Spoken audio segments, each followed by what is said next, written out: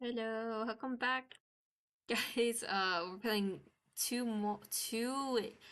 indie itch.io games that I found. So I'm actually excited to play these. So what I am going to play first is this game, Myosotis. All I know is that our ex-boyfriend killed us, and we were wondering why, and we're also dead. um, so I don't really know that much about this game. As long I only know that it's like 2 hours long, and I think there's only like three or two endings. But we'll see how it's like. It looks really nice too. So I don't know if this is made for a game jam. I know this was like you could put this as like a ranking for a jam though. Oh, also here's some content warning. So content warnings: murder, strangulation, fire. There's some descriptions of blood, corpses, kissing a dead body, and burning alive. So if these are things that you do not like, this stream is probably not going to be for you. Okay.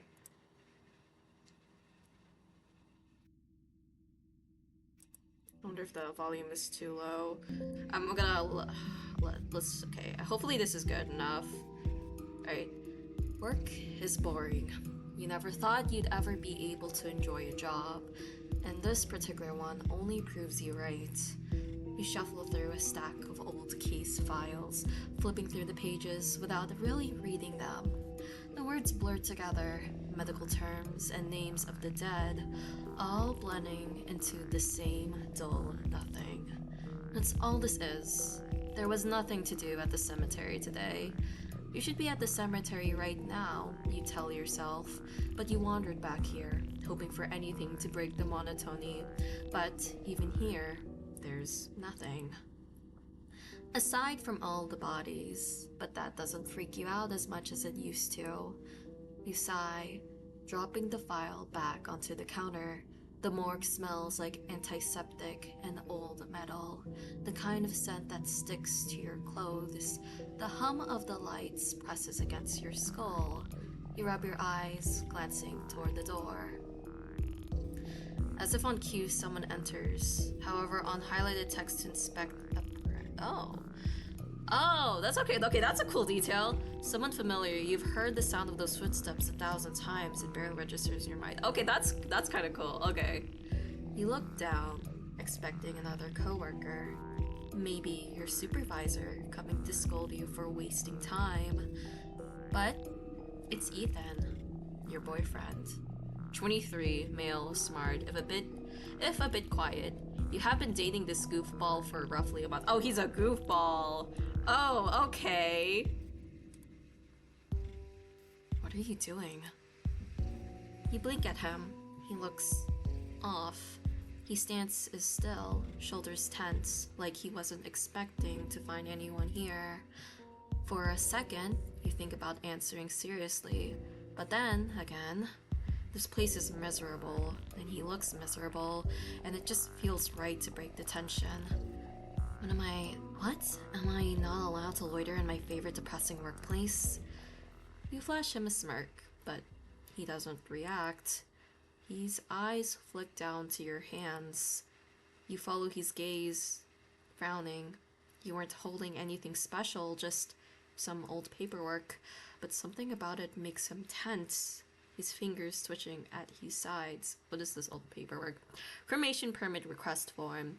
This one is filled out, but unsigned. I was about to ask the supervisor what to do with it and the other files down here. Put that down. Sure. You set the file back onto the counter, watching him carefully now. The shift in the air is subtle, but it's there. Something is wrong. Why are you even here? Killing time, not literally. Still, no reaction, not even a huff of amusement. Ethan's jaw clenches. His gaze flickers toward the door for half a second, like he's considering something. Oh? Oh? And that's when it really sinks in. He's nervous, not annoyed, not confused, not nervous. You've worked with him long enough to know the difference. Your stomach twists. What's up with you? Nothing. His answer comes too fast. His voice is too sharp, too controlled. Your fingers curl slightly. The lights feel too bright now. The whole room feels smaller, like the walls are closing in. Yeah, sure, nothing. You take a step back, just slightly, just enough to put space between you. You shouldn't feel like you have to. Ethan notices. What are you looking for? What? Nothing. I told you. I was just... Don't lie. His voice drops, lower than before. There's something underneath it, something restrained. The tension in the air tightens like a rope around your throat. You remember your dad using the same tone on your brother once. He had cheated on his girlfriend and dad had just... No. Even then, dad's voice didn't sound like this. Wait. Do you remember? Oh. I wonder if that's supposed to be, like, associated with something later. You don't like this. You don't like the way he's standing, the way his hands curl into fists, like he's holding something back. Oh, it's something. The feeling is barely perceptible within a torment of adrenaline pumping in your veins. Wait, sympathetic nervous system. Okay, is this something... Because they said something earlier, but I think it had a different definition. But a deep primal part of you recognized the presence of a predator. Ooh. So did the definitions change? You don't like the fact that, for the first time since knowing him, you don't trust him, not even a little. You want to move past him and leave, but he moves first. Oh, it's fast. Too fast. Hey, Kamsoga, and also, no, I have not read the manga. Oh, yo! Hey. 1 second. He's just standing there, staring, his expression unreadable. The next, he's reaching for you. You don't even get the chance to react before his hands are on you, grabbing at your wrist, your arm, pushing. You stumble back, knocking over the chair behind you. The metal legs screech against the tile, the sound sharp and jarring. What the hell is happening? There's something wild in his eyes, something raw and terrified, but underneath that, there's certainty, there's intention. He's already made up his mind. Your body thrashes against him. You don't understand. Why? What did you do? Your vision fight or flight reaction is screaming at you to get away, but he doesn't let go. The pain, sharp and immediate. Ethan? You don't get to finish the question before he shoves you again. Harder this time. Your back hits the metal table behind you, cold pressing through your clothes. The breath is knocked from your lungs, and for a second, you don't even feel scared, just confused. This isn't a joke. This isn't some weird misunderstanding. He says something, but you don't hear it over the rush of blood in your ears. You try to push him back again, but your balance is already off. Your feet slip against the slick tile, and suddenly, you're falling. Something hard and sharp presses into your back as you hit the floor, knocking the breath from your lungs completely. Your vision swims, pain flaring through you, deep and unbearable. Your hands grasp at nothing, your mind stuttering, trying to catch up. Ethan is leaning over you. His face is pale and tensed, his chest rising and falling too fast. His hands are shaking now. Your fingers brush against something warm, spreading beneath you. Oh, positive. Wait, what? Wait, what's that gonna be used later? No. The world blurs at the edges, dark creeping in too fast. You try to move, try to say something, but your body won't listen. The morgue feels even colder now. The light's too bright, buzzing louder than before. The weight in your limbs turns to nothing. The sound of your own breathing slows. The pain. It's still there, but it doesn't matter anymore. Your body feels wrong. Ethan is still there, watching, not moving, not saying a word. He's just silently leaves and returns with an object, and he's in. Oh, he's gonna he's gonna clobber her head. Then, nothing. Okay, I have a theory already. What if that's like his twin brother, or like he's being possessed by someone else? Everything is distorted. The morgue is still here, but it's wrong. At least more wrong than it felt before. The lights are dimmer now, flickering weakly, the once harsh brightness reduced to something distant. The constant hum of the fluorescents, the quiet buzz of the cooling units. It's all muffled. What's the flickering weakly? Here's 7. Animum penumbra. I think that's how you pronounce it. You're 7. It's past midnight. Your brother wants to show you something. It's the Orion constellation, he whispers, barely containing his excitement through his telescope, the stars blurring together, the quiet buzz. In Fairy Weir, you're 14. It's past midnight. Your bedroom is on the 2nd floor, but you can't hear the television boom below the floorboards. Your parents almost had another fight. Now they watch TV in bitter silence. You would prefer it if they had fought instead. Oh, interesting. You try to move, but your body doesn't feel real. Your limbs are weightless and disconnected, as if you're floating just above the floor. You're 18, as with limbus lividity. You're 18, it's past midnight, you're on your 4th coffee, and this homework isn't getting done any quicker. The due date is this morning, but your body feels so heavy. So real. The cold that should be pressing against your skin isn't there. You don't feel anything. Not the chill of the room, not the ache in your limbs, not the pounding of blood in your veins. Vacuous and oculus. You're 20. It's past midnight. This is your 2nd shift at the morgue, and it's the first time you've laid your eyes on a dead body. You saw it for only a second between 2 closing doors. Your entire being went cold. Something shifts in the corner of your eye. You turn and... Okay, memento mori. Oh, you're 21. It's past midnight. Ethan Calloway asks you if you'd like to go out with him, teasing him, and you pretend to hesitate. Yes, I'd love to. You see yourself. Your body is still there, sprawled on the floor where you fell, motionless, lifeless. Arms slack, eyes dull, blood staining the tile beneath you in the slow, creeping pool. It's so still that, for a moment, your mind refuses to believe it. That's not you. That can't be you. Then, Ethan moves. He kneels beside your body, jaw tight, breath shaky. He hesitates just for a second, staring at you or what's left of you before his ions move, quick and practiced. Question 21X. Bruising around the wrists, cuts and cracks at the back of the skull, defensive wounds, cause of death, blunt force trauma to the head.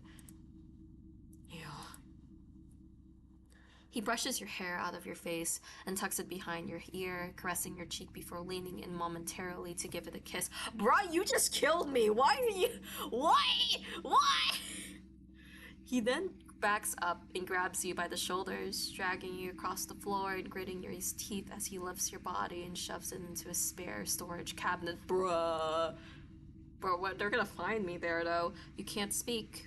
You can't breathe, you can't even move as you watch it happen, as Ethan presses your arms against your sides, pushing your legs in, making sure your body fits before slamming the door shut. That's it. That's where you are now, shoved away like nothing, like an inconvenience, like you were never here. Ethan exhales sharply, pressing a hand over his face. His chest rises and falls unevenly before he forces himself to breathe slower. His fingers twitch, then steady, slowly, methodically. He kneels again this time, rifling through your pockets. He pulls something out. You can't see what it is, only that it makes him pause. His thumb brushes over it once, twice, before he shoves it into his own pocket. His hands are still shaking, but when he straightens, his face is blank. Another breath, a slow exhale. Ethan rolls his shoulders, cracking his neck like he's resetting himself. Like whatever weakness just flickered through him doesn't exist anymore. When he turns toward the door, his steps are steady, controlled, like nothing happened. But you're still here. And you are watching. You aren't breathing anymore. But if you were, you think your chest would be aching. You? How could you? Oh. How could you? Then Ethan stops. His hand on the doorknob, his head tilting slightly. Does he notice us? Wait. And he looks directly at you. Oh, he can see ghosts! Oh! For the first time, he looks scared. Yeah, you should be! You killed me! His breath catches, his whole body going rigid as his eyes flicker. First to the door, then to the cold metal cabinet where he stuffed your body. And then to you. Your stomach would have dropped if you still had one. His expression falls apart, his lips part slightly, his brows drawing together and his pupils blown wide to something that looks almost like shock. He looks back at the cabinet, at the motionless body inside, at you again. His breath shudders out, his shoulders locking tight as his fingers switch at his sides. Then, his face twists, not into fear, not into guilt, something else, something unreasonable, something dangerous. He doesn't say a word, doesn't even breathe for a second, but you can see it in his eyes. He knows this is real. He doesn't say anything, doesn't question it, doesn't even hesitate. His whole body jerks into motion as he turns away, grabbing the handle and shoving the door open. His footsteps are fast, panicked, but not entirely running. The sharp sound of his shoes echoing against the tiles. The fluorescent lights flicker as the door swings shut behind him. The lock clicks into place. You stare at the door. Your body is still there at that cabinet. Ethan is gone, but you're still here. Another body in the morgue. And you aren't staying behind. You don't think, you just follow. Yay, we're gonna hunt him. Yippee! He reaches the morgue door, grabbing for his keys with shaky hands. The key slips, clatters against the tile. He curses under his breath, grabs it, shoves it into the lock click. The bolt slides into place just as you reach the threshold. But the locked door doesn't stop you, as if it would. Is he stupid?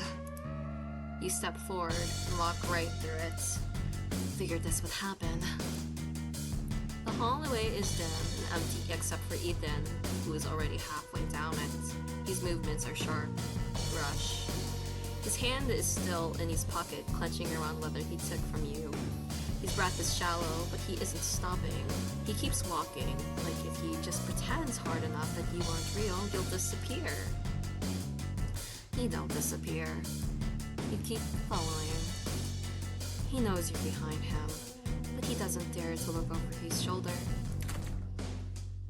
Are we in, like, Paris or something?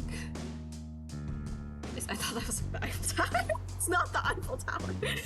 He shoves open the exit door, stepping out into the cold night air. The city hums in the distance, cars passing, neon lights blinking, life continuing as if nothing has changed. But for you, everything has. Oh, frick, wait, I should go back. What's the city? Ashenville. Suburb a few miles from the east coast, used to be a ghost town before the turn of the century and the dot-com boom. Ethan walks like a man trying to outrun his own shadow. His pace is steady, too deliberate, too forced. The space between you isn't much, just a few steps. Close enough for him to feel it. Close enough that when he glances at his reflection in a passing window, he sees you.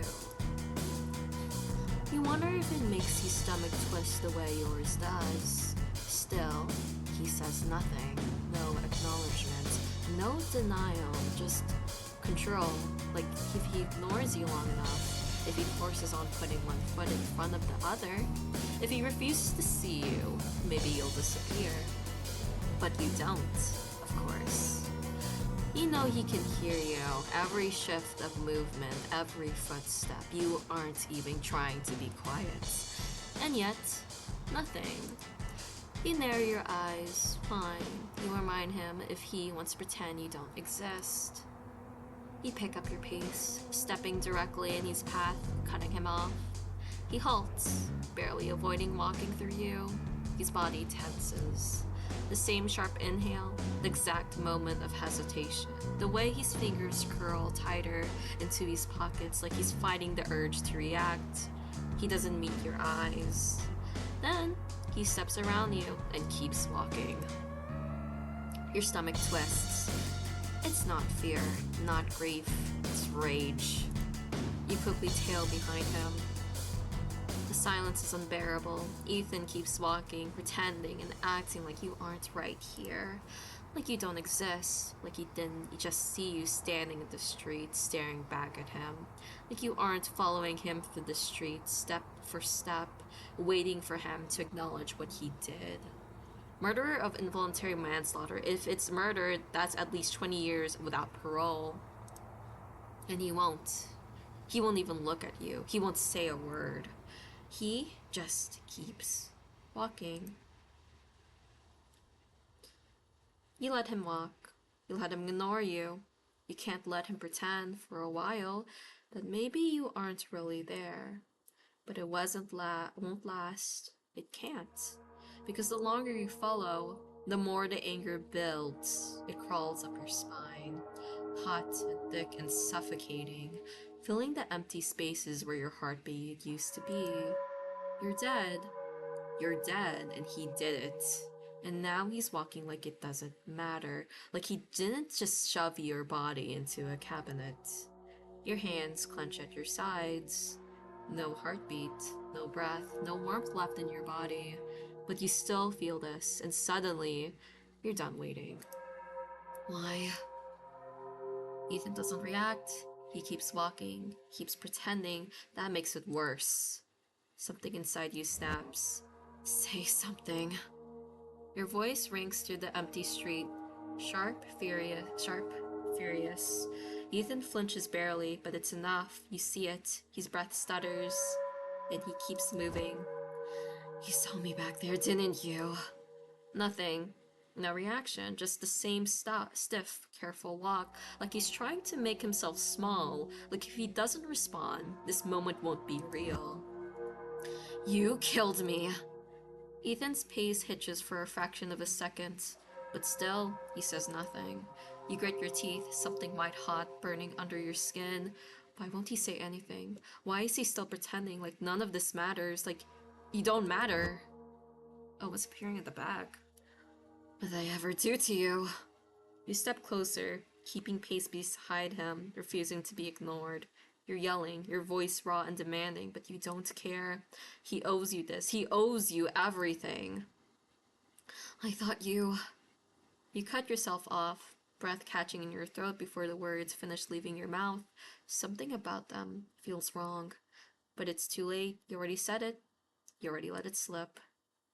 I thought you loved me. He's looking at us? Ethan stares straight ahead, his jaw clenched so tight you think his teeth might break. It can't hurt you if he did. Though he can no longer admit to this to himself now. It's easier that way. It's easier if you never matter. I feel like these eye parts are like our thoughts. Like an extra thought that we have. His hands are shaking, shoved deep into his pockets. He doesn't stop walking, doesn't speak. He doesn't even look at you. And that makes it worse. Because now, more than anything, you remember him. You remember the light nights, the long shifts, and how he looked at you. You remember how his voice sounded when he said your name. How he was always pretending not to care, but you were pretty sure he did. You remember thinking he was safe. You remember trusting him. And that pisses you off. Your hands curl into fists at your side, frustration buzzing through you, restless, uncontainable. You don't care if he talks now. You don't care if he answers. You just want him to feel this. You shove him. Your hands barely make contact before they phase right through him. You knew you wouldn't be able to touch him, but you curse into rage nonetheless. You glare at him, shaking, chest tight with anger. Say something, you coward. Nothing. Not even a twitch of his expression. Fine. If he won't talk, you'll make his life hell. You aren't leaving him alone. Not until he answers you. Oh my gosh, that was just a prologue?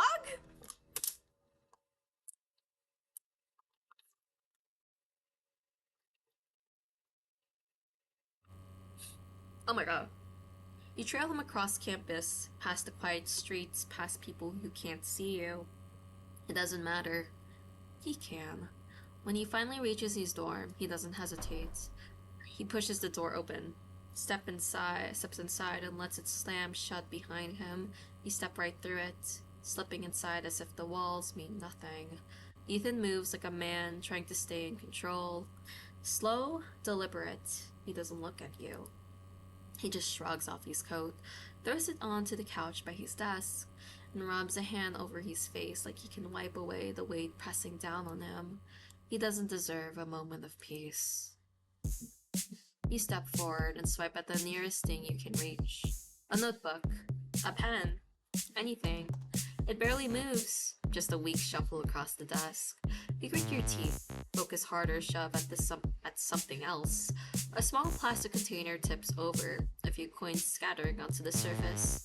The effort drains you immediately, a sudden, sharp pull of every energy from somewhere deep inside. You feel it in your fingertips, in the static hum of your body. Ethan stops. Not a big reaction, not even much of an at all. You need to do something more.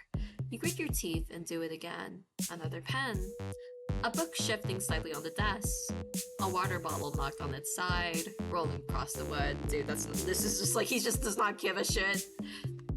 Because we're not hurting him yet. Dude, I think there's definitely gonna be an ending where we could kill him. I'm calling it. You feel each action deep in your core, like pulling at invisible strings, like stretching something that doesn't want to bend. You know you've reached your limit tonight, but nonetheless, your eyes flicker back up to Ethan's form, watching his reaction.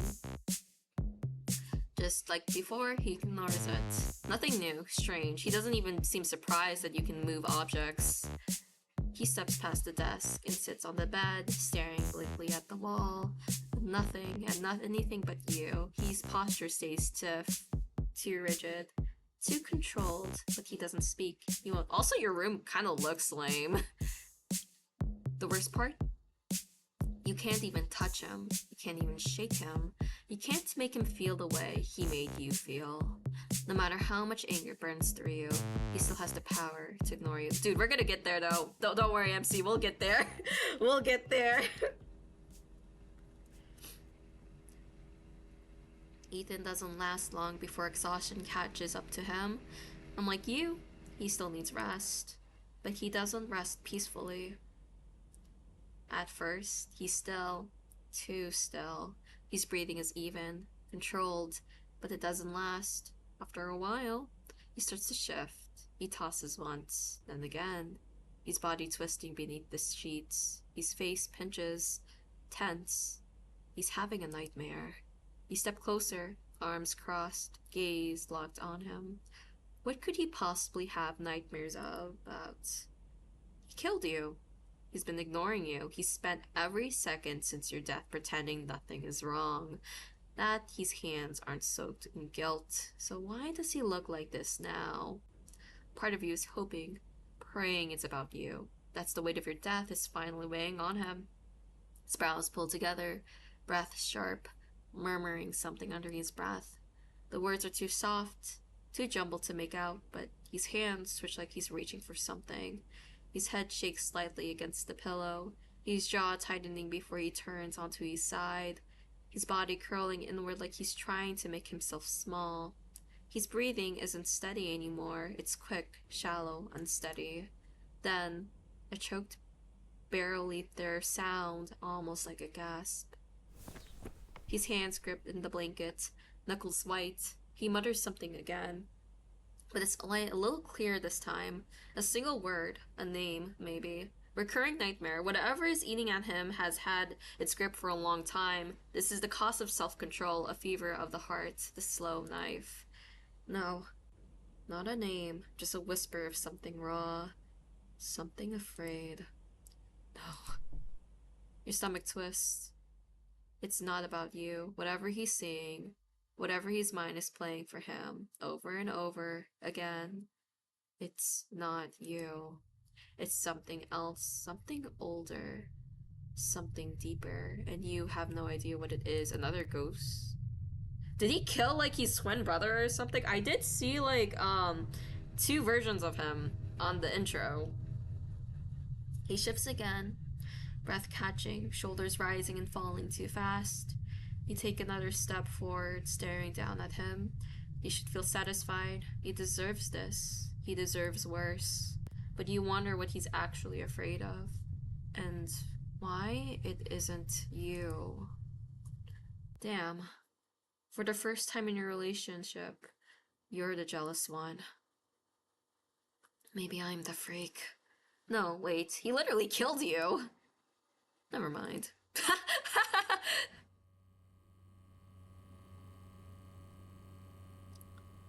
The next morning, Ethan gets up without a word. No reaction to the night before, no sign that he remembers the way he thrashed in his sleep, muttering things he'll never say out loud. He just goes through the motions like nothing has changed. He doesn't talk, he doesn't text, he doesn't even call anyone. He just exists. That's strange. Automaton, the robot moves. It's programmed on autopilot, and Ethan is so small within himself that even the robot no longer registers his presence. Okay, I'm wondering if this is even Ethan at all. Because he does not act the way that we have known him. And it could be like, oh, maybe this was another personality switch. Like he this is just another like hidden part of his personality. But I'm thinking maybe it's not actually him. Maybe it's like a twin brother or something. An imposter. You follow him as he moves to the bathroom, only giving him grace to shower and returning as he is busy brushing his teeth. He doesn't look at the mirror, not directly. His gaze stays low, locked on the sink, avoiding his own reflection. Iron lung, oh, like the game, but trapped with its steel titan, Ethan screams in terror like a man buried alive.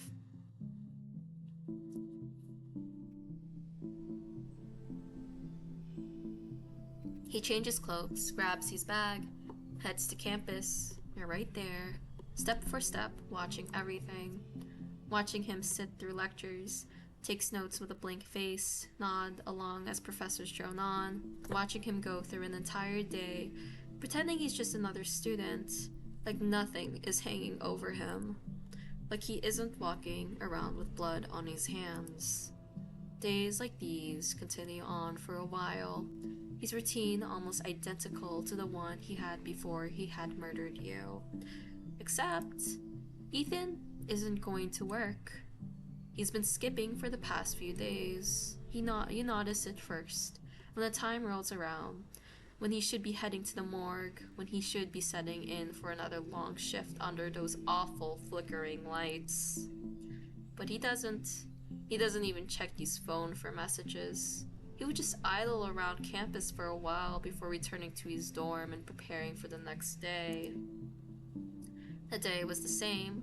He just remained where he was, sitting on a bench outside of the buildings, rubbing slow circles into his temples. Dude, they're gonna find my body eventually, and then they're gonna be like, Ethan hasn't been to work these past few days. It's kind of suspicious. Maybe he's linked to this murder right now. Oh, you take the opportunity to speak, sitting beside him on the bench. The choices you make will influence later events. Okay. This is our first save. Sleep. Tried him, tried to get answers. Tried him, what does tried mean? I don't know what that means. Is that like being nice to him?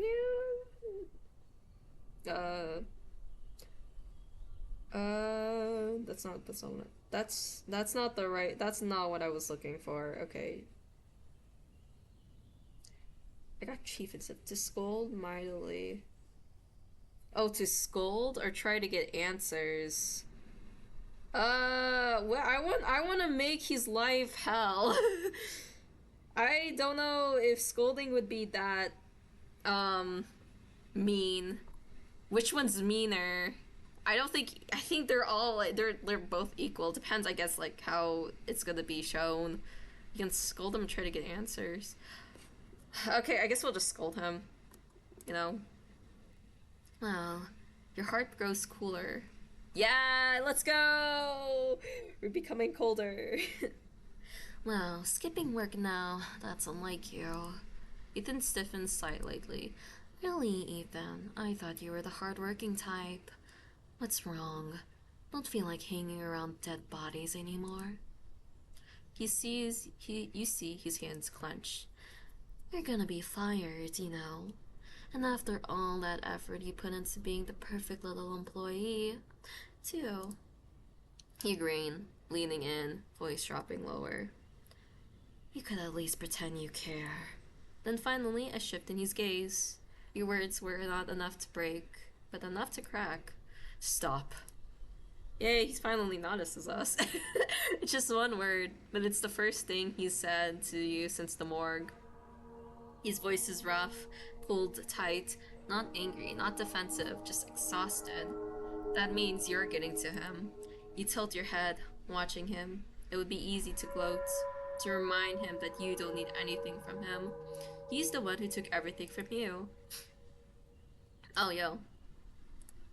Okay.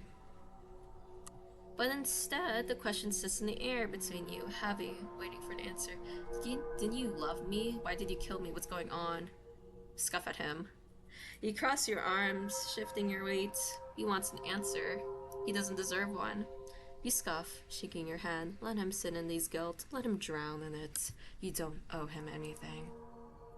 He exhales slowly, tilting his head back against the bench, eyes closed for half a second before he laughs. It's sharp, like something breaking, like something slipping through the cracks.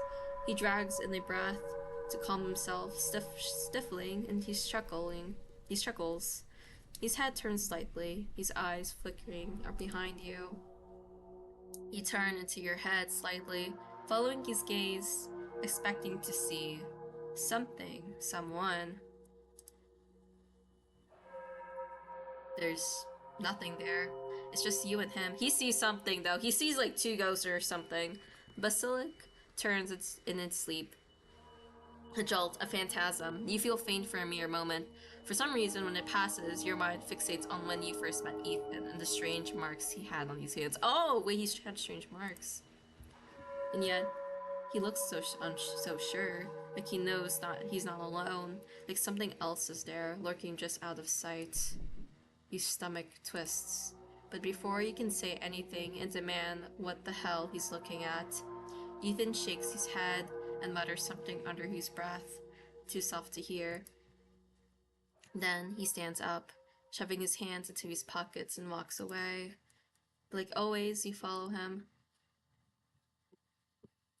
The streets blur together. It's routine now, the same slow, silent walk, the same way he pretends you don't exist. The same way your presence coils around him like a second shadow. You take every chance to rattle him just because you can. He flinches and stiffens but never speaks. But tonight, something is off. Ethan isn't just reacting to you anymore. He keeps checking over his shoulder despite you walking beside him. His pace is quick, not quite rushed, but close. His fingers switch at his sides, his lips pressing into a thin line as he mutters something under his breath again. You can't catch all of it, just a few words, quiet and shaky, repeated like a mantra. Not yet, not now, not ever. Maybe that ghost is. Maybe it's like death taking him? Or like, maybe possession? Ethan reaches his dorm, stepping inside without hesitation, without pause. He barely even bothers turning on the light, like he's moving on autopilot. The second the door swings shut behind him, he exhales, a slow, heavy breath, like he's been holding it in the entire walk home. He kicks off his shoes. not even bothering to line them up. Like he usually does, his jacket slides from his shoulders, crumpling into a heap on the chair, and without so much as a second glance, he climbs into bed. That's it. No brushing his teeth, no checking his phone. Nothing. Just immediate escape, burying himself in the sheets as if sleep wouldn't fix anything. Escape from an iron coffin to the nightly thralls, okay? You scuff under your breath. Coward. You step closer, watching the way his shoulders rise and fall with each breath, the tension still clinging to his body, even as an exhaustion takes over, the inferno like hands that won't let go. And even now, he doesn't look peaceful. His brow twitches, his fingers curl around the edge of the blanket, gripping it like it's the only thing anchoring him. Something about it feels wrong. Not in the way it should, not in the way you want it to. Then you notice it. At first, you think it's a trick of light. The shadows stretch at the edge of the room, flickering slightly with the dim glow of the city outside. But as you adjust and focus, you see it clearly. Is that who? Yeah, okay. So I was kind of right. A figure standing at the foot of his bed. Oh, wait, hold on. Ophelia, pressure on the chest, muted lungs full of water. Oh, like the book. The Shakespeare playwright. Not the shadow of a tall lamp or hung clothes. A being just like you. A being that is staring Ethan with an expression you can't discern in the darkness. But it's there nonetheless. The figure at the end of Ethan's bed doesn't move. As your eyes adjust in the darkness, you finally read his expression. Without yearning, it wants nothing, not anymore. Desire to a phantom trapped in limbo is a beating heart roaming a dead world. There's no anger in his stance or hatred in how he looks at Ethan, just resignation, an eternity in limbo. He'd eventually give in the same surrender had you not found another spirit to speak with. You frown, taking a step closer. He's young, around your age, a college student, maybe. His clothes are nothing special, his posture slightly withdrawn. There's something unsettling, familiar about him. But the thought passes as quickly as it comes. Maybe he's one of your friends. You don't focus on it. Wait, do they actually look a bit different? I gotta look at Ethan again. He looks kind of similar. There are more important things to figure out. Who are you? Like, who are you? The figure startles, jerking upright. His eyes go wide, his body tensing, but instantly as he looks straight at you. He wasn't expecting you to see him. Not at all. He's shocked. More than that, he's confused. His mouth opens slightly, but nothing comes out at first. He blinks once, twice, and finally manages to force out some words. You can see me?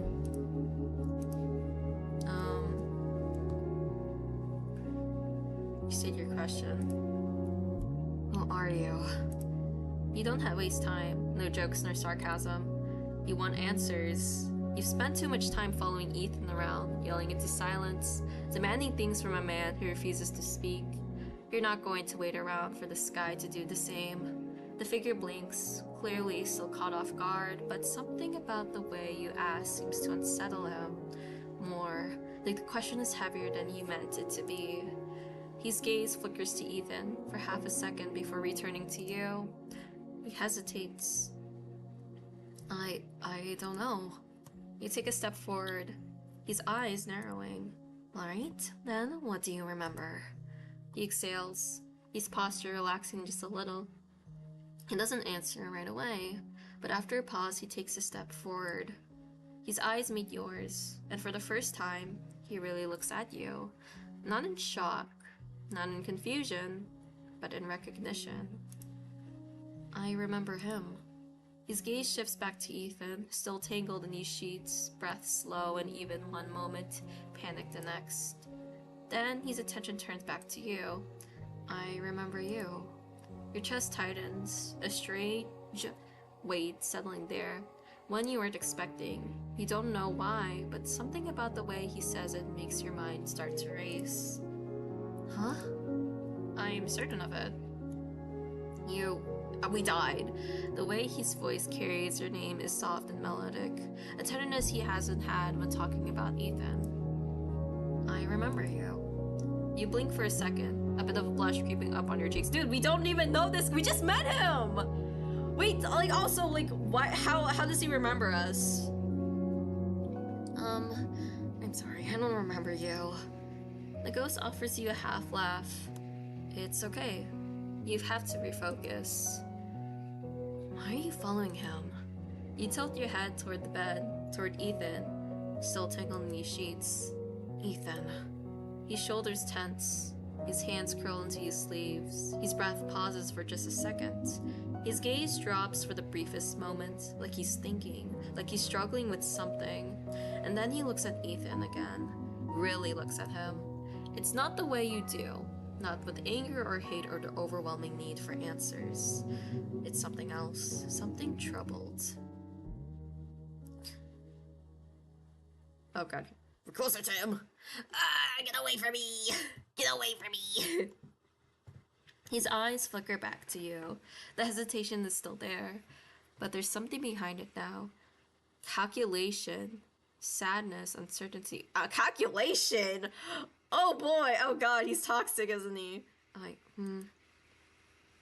He killed me, as you could probably guess. His gaze flickers to you, then to Ethan. But I wasn't expecting this.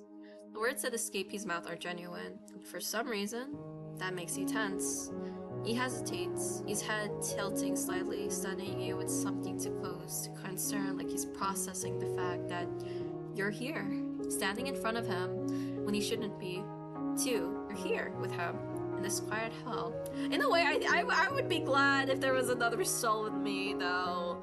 Unless they're like really messed up, so I mean we gotta watch him just in case if he's gonna like backstab us or something.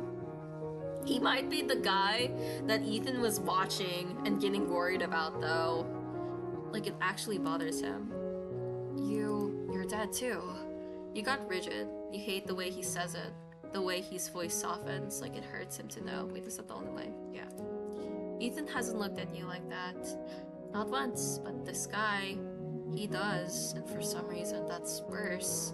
You swallow down the feeling, arms crossed at your force of yourself to sound casual, shrugging like it's nothing. Yeah, recently actually, murdered by this douche. The ghost guy just stares at you, something unreadable behind his eyes, something tighter than before, like that answer didn't just confirm something for him, like it broke something too. Your brows furrow. That surprised you? His lips press together briefly before he exhales, shaking his head slightly. No, I'm sorry. He lifts his gaze again, studying you, his expression stiff shifting. His eyes flicker over your face, taking in your clenched fist, your squared shoulders, and your barely restrained anger. You're still angry. You scuff, shaking your head, something bitter curling at the edges of your voice. If you're still around, you must be too. He pauses. His face softens just slightly, and he exhales, gaze flickering down for a moment before he shakes his head. I was not anymore. That answer makes something in your chest twist. How could he not be? How could he just let go after everything? You stare at him, something tight, uneasy, restless crawling up your spine. You don't know if you admire it or hate it. You deserve to be. Well, I am. Well, I am. I'm still angry. Your voice comes out harder than you expected, sharper. It cuts through the space. I realize he has hearts on his eyes. Oh my god. Oh, that's cute. Also, I wonder when did he die? I'm assuming we're gonna get the answer, but I'm really curious. It cuts through the space between you like a blade, raw and sharp, bitter. Because if he's done being angry, then fine, good for him. But you're not. You're still here. Still burned by the weight of everything that happened. Still furious in a way that doesn't fade. He watches you for a long moment, his expression unreadable. Then, slowly, his lips curve into a soft, knowing smile. I'll help you however I can. Despite his unfamiliarity to you, any help is appreciated. Thank you. You extend your hand, inviting him to shake it. Nice to meet you. Doe?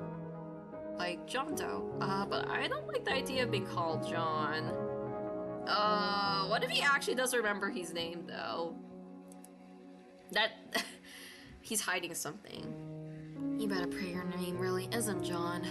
He shakes his head vehemently, clearly disliking the thoughts. Absolutely not. If I had out of... Oh god, I don't like his voice right up gave him. If I had it is... No, if I had find out it is, I'm gonna possess some government guy and get it changed. Your eyes widen. You can do that? I wish. Oh man, you really hope you could have done that. So that we can kill Ethan when he possessed him and then we could kill him. Damn, you got my hopes up. Anyways, nice meeting you, Doe. Doe offers you a polite smile as you turn away from him to scan Ethan's room. You walk up to the desk and closet searching for clues, for anything. But there's nothing. No hidden notes, no secret letters, no scribbled confessions of guilt, nothing that says I murdered you, or I stole a life that wasn't mine. It's just the same ordinary mess of a college student. It pisses you off. Doe stands near the door, arms crossed, watching as you tear through the room. He doesn't say anything. Not yet. He just observes, his eyes tracking your every movement as you throw open another drawer, rifling through its contents with growing impatience. This doesn't make any sense. You push aside a stack of neatly folded shirts, running your fingers along the bottom of the drawer, feeling for anything out of place. A loose board, a hidden compartment, anything. But there's nothing, just fabric and dust and wasted time. What are you expecting to find? His voice is steady and measured. Not doubtful, not dismissive, just curious. And something about that makes your irritation flare even hotter. Something, anything. He killed me. He covered it up. There has to be proof of it somewhere. You slam the drawer shut and move on to the next. You don't care that it makes a loud, sharp sound against the room's quiet. You don't care that your hands are shaking slightly as you reach for the next thing, yanking a textbook off the shelf, flipping through the pages like you'll find some horrible, guilty secret scrawled in the margins.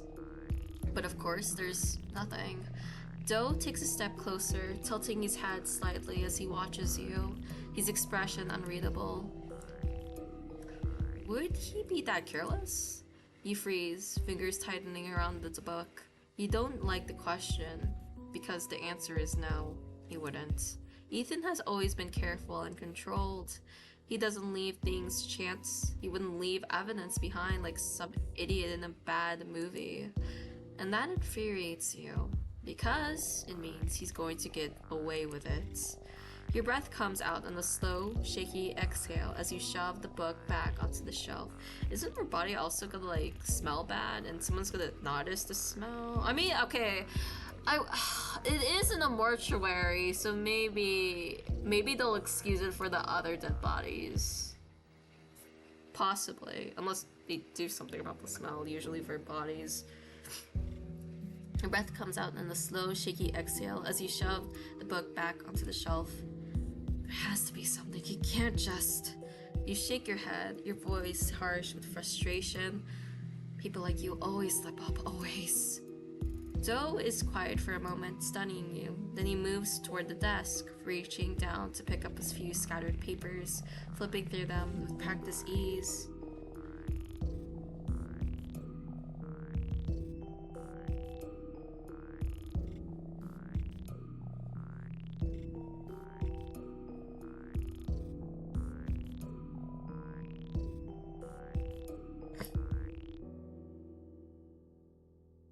Hold on, I will be right back.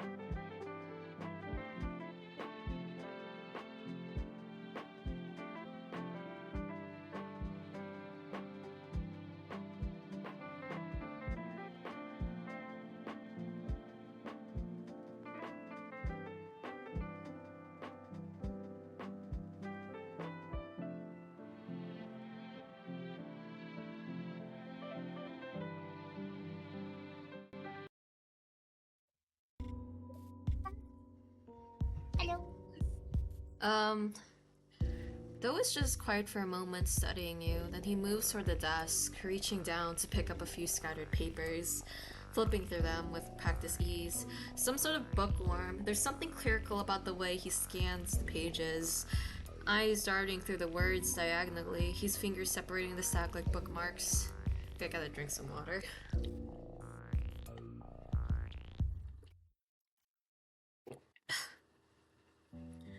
Have you noticed anything off? Anything different?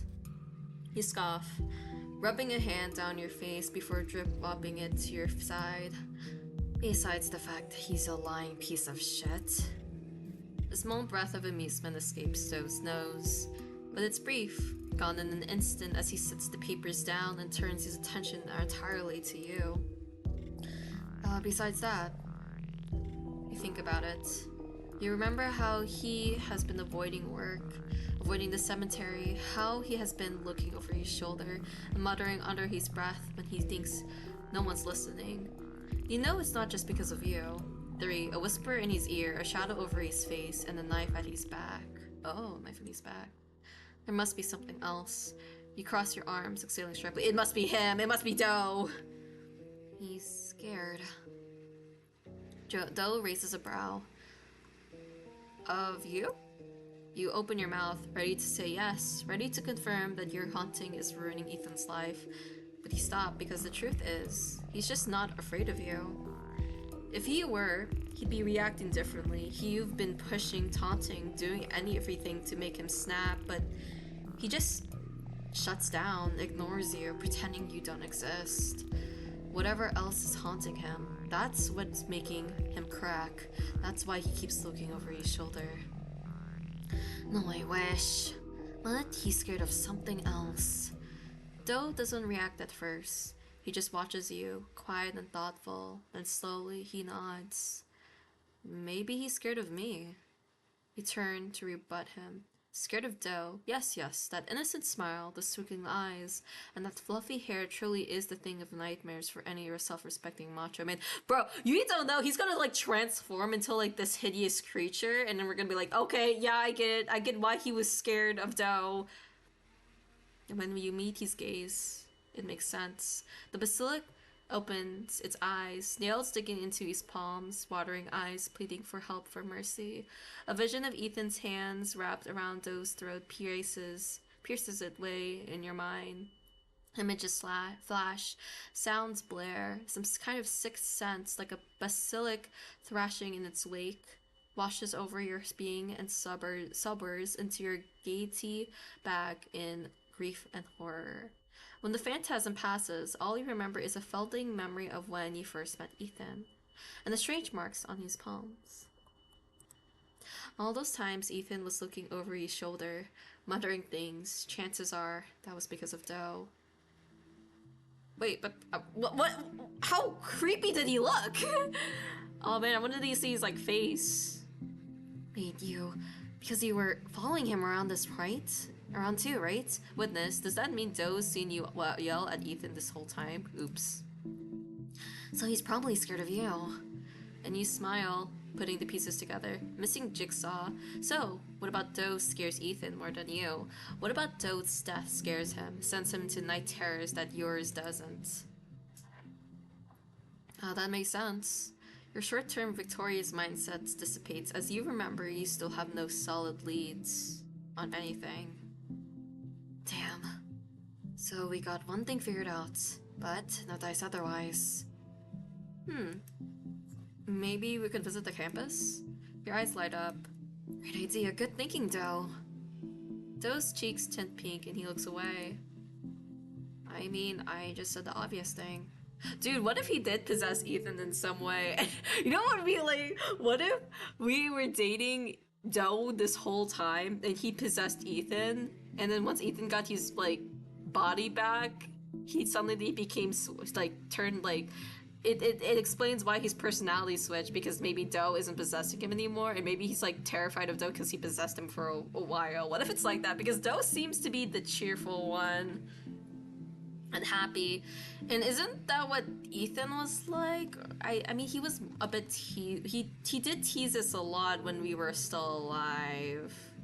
Unless Doubt teases us, but we'll see. As you realize he's right, you laugh a bit. Maybe I'm just stupid then. No. I didn't mean to imply that. You shrug it off as he attempts to backtrack, patting him on the shoulder. Don't worry. I know, I'm just playing around. Doe deflates in relief, turning to the door. When will we go? What do you mean? Like, investigate the campus? No, obviously. You pull him through the door before he can protest, heading down the stairs out of the building. Okay, you know, like, this is supposed to be cute, but I don't trust him. I don't trust him! There must be a reason why Ethan is scared of him, and maybe it's more than just his death. The campus is quiet, the usual student crowds replaced by empty walkways and darkened windows. It's strange seeing it like this, hollow and lifeless, as if the entire place has been abandoned just for you. Doe walks beside Heo, hands shoved into his pockets. He glances around, eyes tracing the tall buildings. Finally, he sighs, giving you a sidewalk's look. So, not to question your process or anything, but the college is closed. Nobody's here. He smirks, shrugging. And that's the point. Doe raises an eyebrow, lips twitching upwards. Oh, right, because breaking into places is normally good, totally normal ghost behavior. Hey, if it works, it works. Besides, I used to sneak in here all the time with one of my friends. What? Well, more like stay super late, fall asleep, and then sneak out, but same thing. Doe looks shocked. There's no way you did that. What do you mean? What if you got caught? I wouldn't have. My friend had a lot of experience in sneaking in and out of places. They were one sneaky kid growing up, too. You've had a bad influence in your life since childhood? No. I think I'm giving them some bad PR. Let me tell you about them, okay? Sighing, Doe gives you an accepting smile, gesturing you to speak.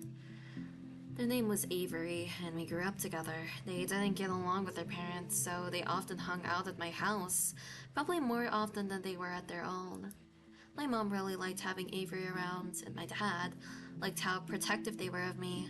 When I got picked on the middle school, Avery punched one of the bullies. That got us both lunch detention. After a while, we became pretty inseparable. Dude, Avery comes in and she's like, they're like, where's my best friend? What happened to them? He paused, thinking about Avery for the first time in a while. I can't believe I haven't thought of them much since I died. I kind of feel like a trash friend right now. To be fair, we are overwhelmed by her death. You're not, you just died, so it's understandable. I bet Avery is wondering where you are. They seem like a good friend. Sorry for accusing for them of being an evil, sneaky guy. Ugh. Eschenville Precinct. Dark circles around the eyes, a cocktail of fatigue and agitation that caffeine only aggravates the man, and Blue speaks of runaways and probabilities. Most disappearances turn cold after 48 hours. Avery's friend has been missing for 62. Oh. So this is like what's happening right now. Okay, so we've been missing for like about 2-ish days going on to 3. You laugh at Stowe, stumbles over his words. No, you're on the dot. But I are an evil, sneaky guy. Come on, let's get back to searching. Doe chuckles, shaking his head as he follows you toward the main building. The doors are locked, but it doesn't matter. You walk straight through the air, chilling as you pass through solid glass and wood like it's nothing. Doe hesitates at the threshold before stepping forward, his form passing through just as easily. He exhales, rubbing the back of his neck. Yeah, that's never gonna feel weird. You glance at him, raising an eyebrow. Still new to the whole being dead thing? I wouldn't say I'm new to it, just it still catches me off guard sometimes. Ghost privileges. You start looking around. Doe joins you, flipping through the pages of a scattered student newspaper someone left behind. Pass by classroom doors, peeking inside, but nothing seems out of place. Until something does. You stop at one of the bulletin boards, your gaze landing on a neatly pinned article. The headline jumps out first, but because of what it says, because of the name beneath it, you don't even read the article before you speak. This is very silly music.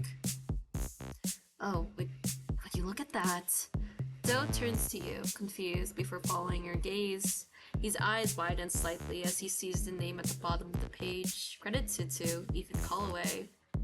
Your smirk grows as you gesture toward it. Guess our boy was a little overachiever, huh? Doe steps closer, scanning the page. His expression is unreadable, his brows furrowing as he studies the words carefully. The article is about something big.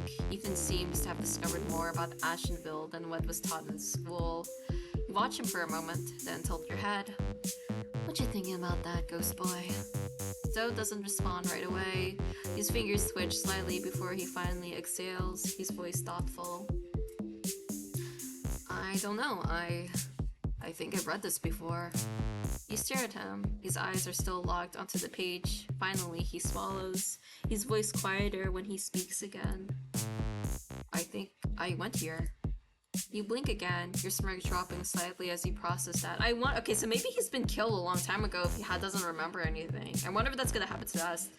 What, this college? He nods slowly, dragging his fingers over the paper as if touching it will bring something back to him. Power Phantasm. His eyes glaze over for a mere moment. For some reason, you just know Doe had one of those same Sixth Sense episodes you've been having. Yeah, I think I did. You cross your arms, raising an eyebrow. You think? He steps back, running a hand through his hair, his fingers gripping the strands like he's trying to keep himself grounded. My major was journalism, just like his. The words came out confident. They weren't even a thought before, but now that they're here, they feel right. He blinks his eyes, flicking up to meet yours, surprised at himself. A clicking sound. The first piece of his sense of self returns into its original position, and you are here to witness it. You tilt your head, watching him closely. This is the first time he remembered something real. I am real. Days upon days of isolation have crystallized within Doe. Here, in this moment, your presence and recognition melts it all away in an instant. You shift your weight, crossing your arms as you eye him. You sure about that? Doe lets out a slow breath, nodding once. Yeah, I am.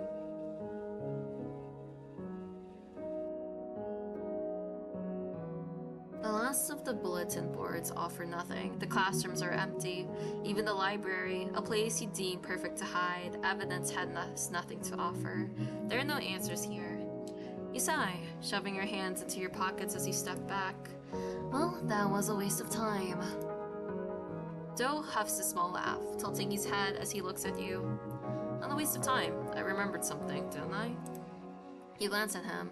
His expression is lighter than before, a small smile playing at the edges of his lips.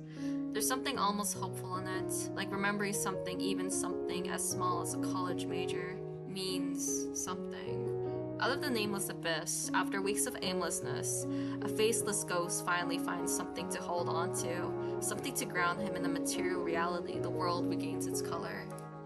You roll your eyes, but don't argue. Yeah, good for you, ghost boy. At least one of you had answers. Doe laughs again, softer this time, shaking his head as he follows you toward the entrance. You step onto the street, your feet masking no sound on the pavement. The air is crisp and cool, the street lights flickering softly at night. Of course, something feels off again. You slow your step, waiting for it, the familiar pull, the invisible leash dragging you back whenever you stray too far from Ethan. It's been there since you woke up like this, tethering you to him, keeping you close. But now it's gone. You step completely frowning. You take another step forward, testing it. Nothing pulls you back. You gotta go further. Past the sidewalk, past the edge of where you know you've been able to go. Still nothing. No resistance. No unseen force yanking you back towards the dorms. Wait, what the hell? Doe stops beside you, his brows furrowing as he looks at you confused. What? You motion around, stepping even farther just to prove your point. I'm not stuck. I can go wherever I want. That's not how it worked before. Doe's expression shifts, something thoughtful creeping in. He tilts his head, watching you take a few more steps, still unrestrained by whatever force tying you to Ethan before. Gravity, a force, ghost of fire, and a ghost of ice, both wrapped in the chains of grief and tied to the past. Oh, so we're like stuck with him? You mean you were stuck before? Like, you couldn't leave? Yeah, every time I wandered too far, I get pulled back like I was tied to him. Oh, you scowl at the thought crossing your arms. You hate the idea that you were ever stuck with him, that even in death, he had some kind of hold on you. But now it's different. You can move freely. That's weird. I never had that issue. I could always go and come and go. Weird. I was always stuck. That's strange. You meet Doe's gaze, searching for an answer in his expression.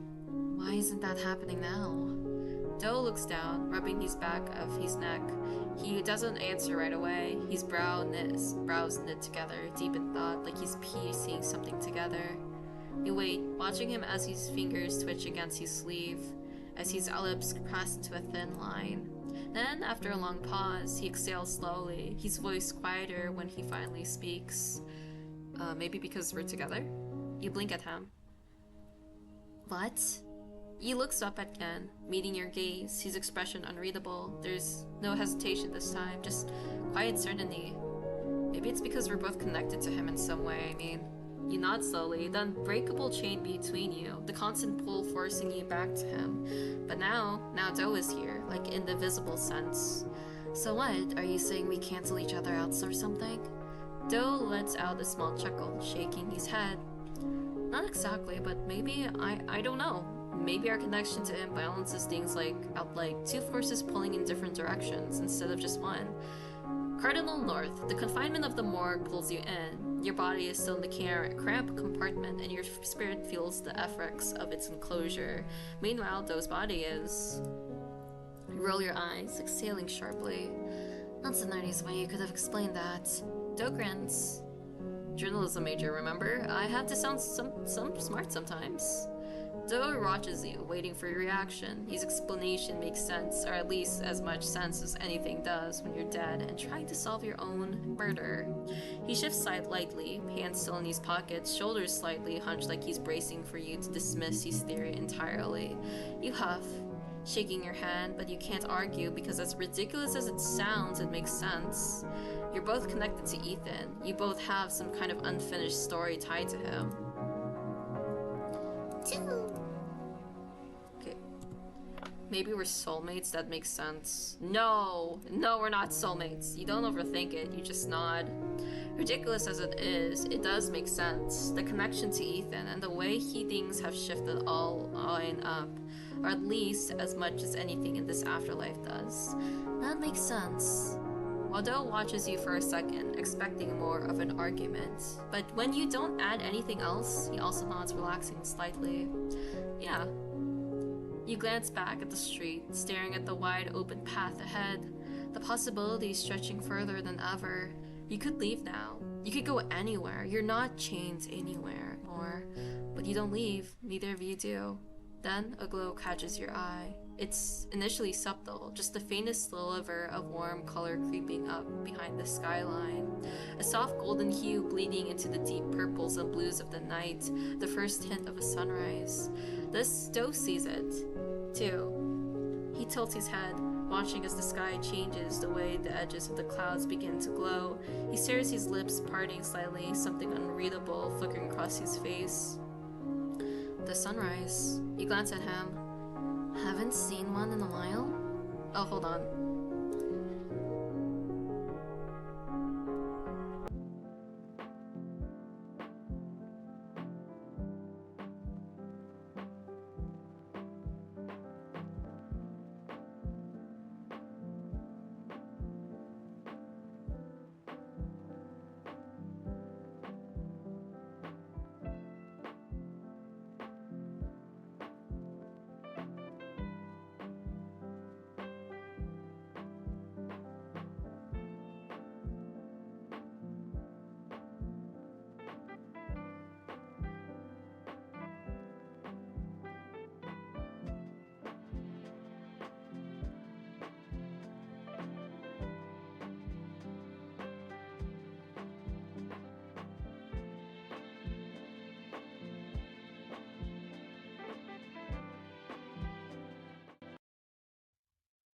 Okay, I am back for a bit. Dill lets out a breath of a laugh, shaking his head slightly. Not like this. He frowns slightly, about to ask what he means, but before you can, his expression shifts, his posture straightens somewhat, his gaze flickering away from the sky and back towards the direction of the dorms. His smile fades, his voice returning to something more focused. We should return before Ethan wakes up.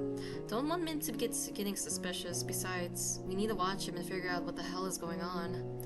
You don't want him getting suspicious. Besides, we still need to watch him and understand what the hell is going on. Yeah, let's go. The two of you turn, retracing your steps back toward the dorms. Ethan, we're coming back to you. The streets are still empty, and the quietness of early morning is strangely eerie. It's time most people don't see. Too late for the night, too early for the morning.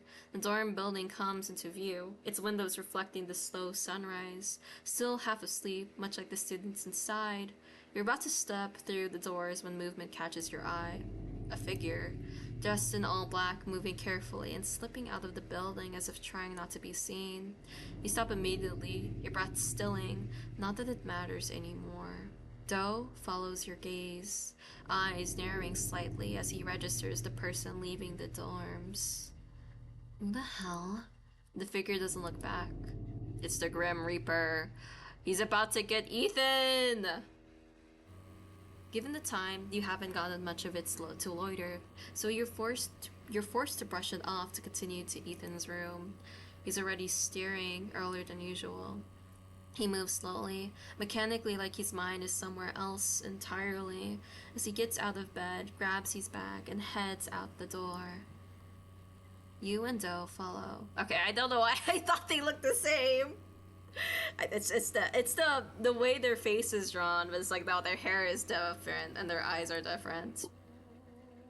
It's routine now, following Ethan through the motions of his day, watching how he carries himself, searching for something out of place. But today, you've noticed something. Ethan is tense, not in the same way as before, not the usual cold, controlled, and careful way he holds himself together. This is different. His shoulders are tight. He steps a little too fast, his head turning slightly occasionally like he's checking something. Text messages sent 2 days ago at 5:12 p.m. Hey Ethan, noticed you didn't come to work yesterday, just checking in. Things are a little weird here, but you know how it is. Anyway, text me if you can. So, like he's looking for something, or like he's looking at something. At first, he smirked, arms crossed as he kept pace beside him.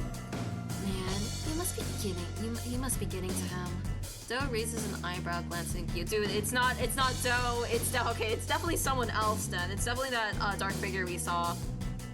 What do you mean? Look at him. He keeps checking over his shoulder.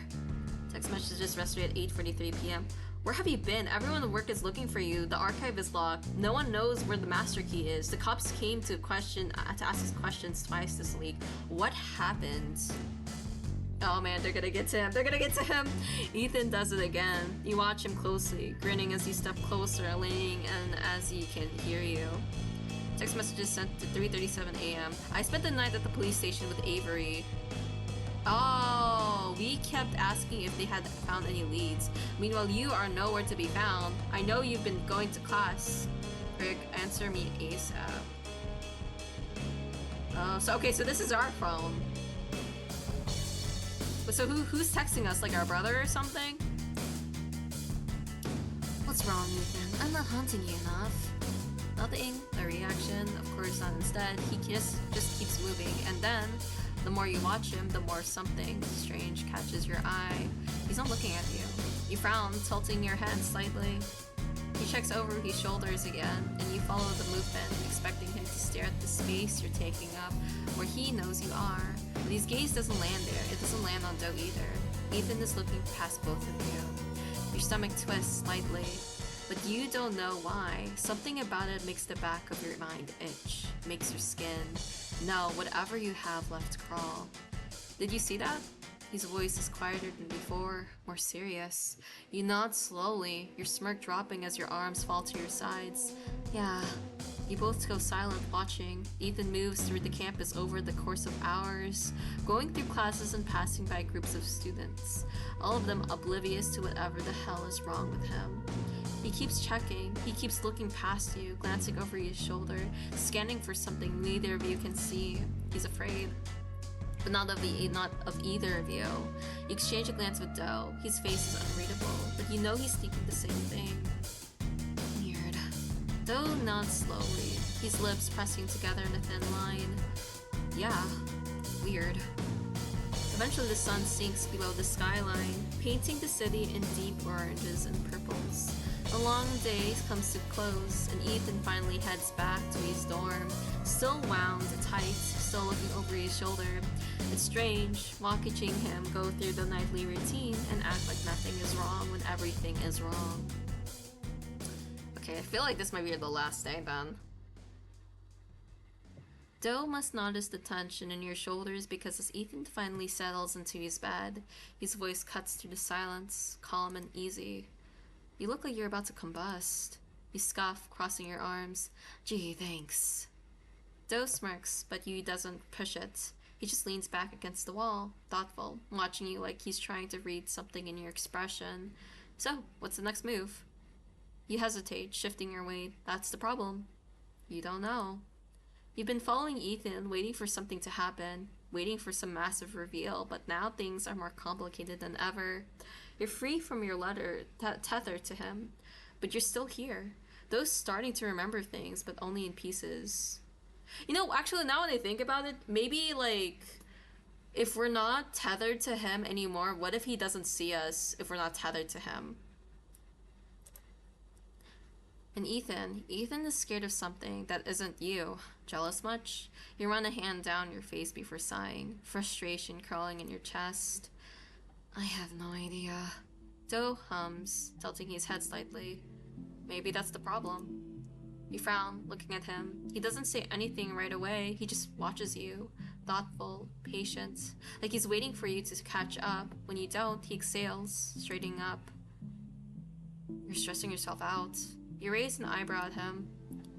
Oh, sorry, I didn't realize I wasn't allowed to be pissed off about being murdered. Doe chuckles softly, shaking his head. You know, that's not what I mean.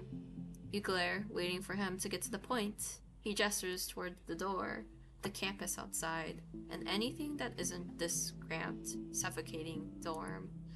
Come on, let's go somewhere. Clear our heads.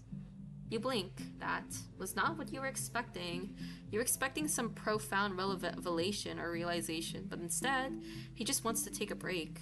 You open your mouth, ready to argue, ready to say that you don't have time for this, but then you realize something. You are tense. Your fists have been clenched for hours. Your mind keeps circling the same damn thoughts over and over and over like it's eating itself alive. You've been running at full speed toward answers but still haven't found them. Doe may have a point.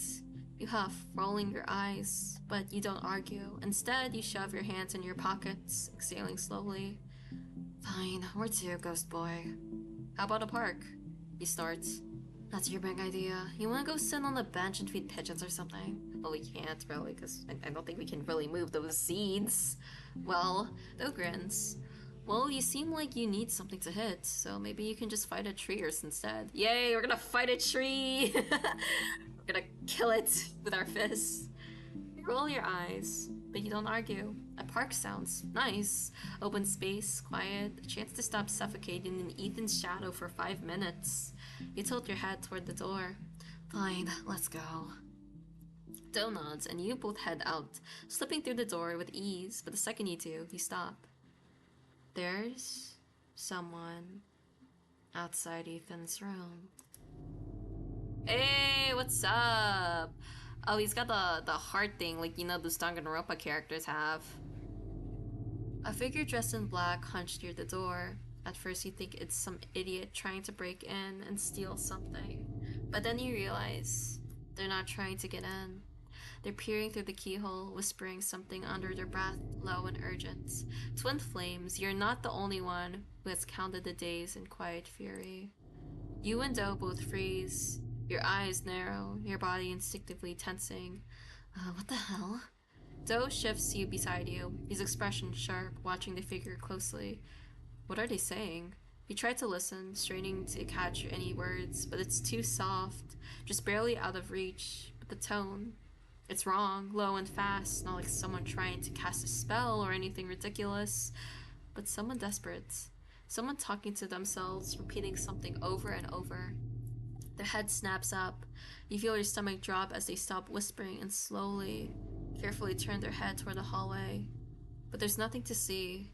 You and Do are invisible, unseen, unheard, and yet the figure hesitates. Then, without a word, they bolt. They disappear down the hall, moving quickly, silent footsteps fading. You and Do stare after them, a thick silence settling between you. Okay, that wasn't creepy at all. Do exhales, shaking his head slightly. Should we follow them? You consider it. You really, really consider it, but then you glance back at Ethan's room. You don't know what that person was doing, but it wasn't good. Still, you can't tell if chasing them right now will get you closer to the necessary answers. You have already decided to take a break, and honestly, you still need it. No, I want to chase them! You let out a breath, shaking your head. No, we could get answers by chasing them! Oh my god. No, let's stick to the plan. We can deal with this later. No! MC, no! Do doesn't argue. He just nods, glancing at the hallway before the two of you step outside. The air is crisp, the world wide open. You let yourself enjoy the freedom even if it won't last.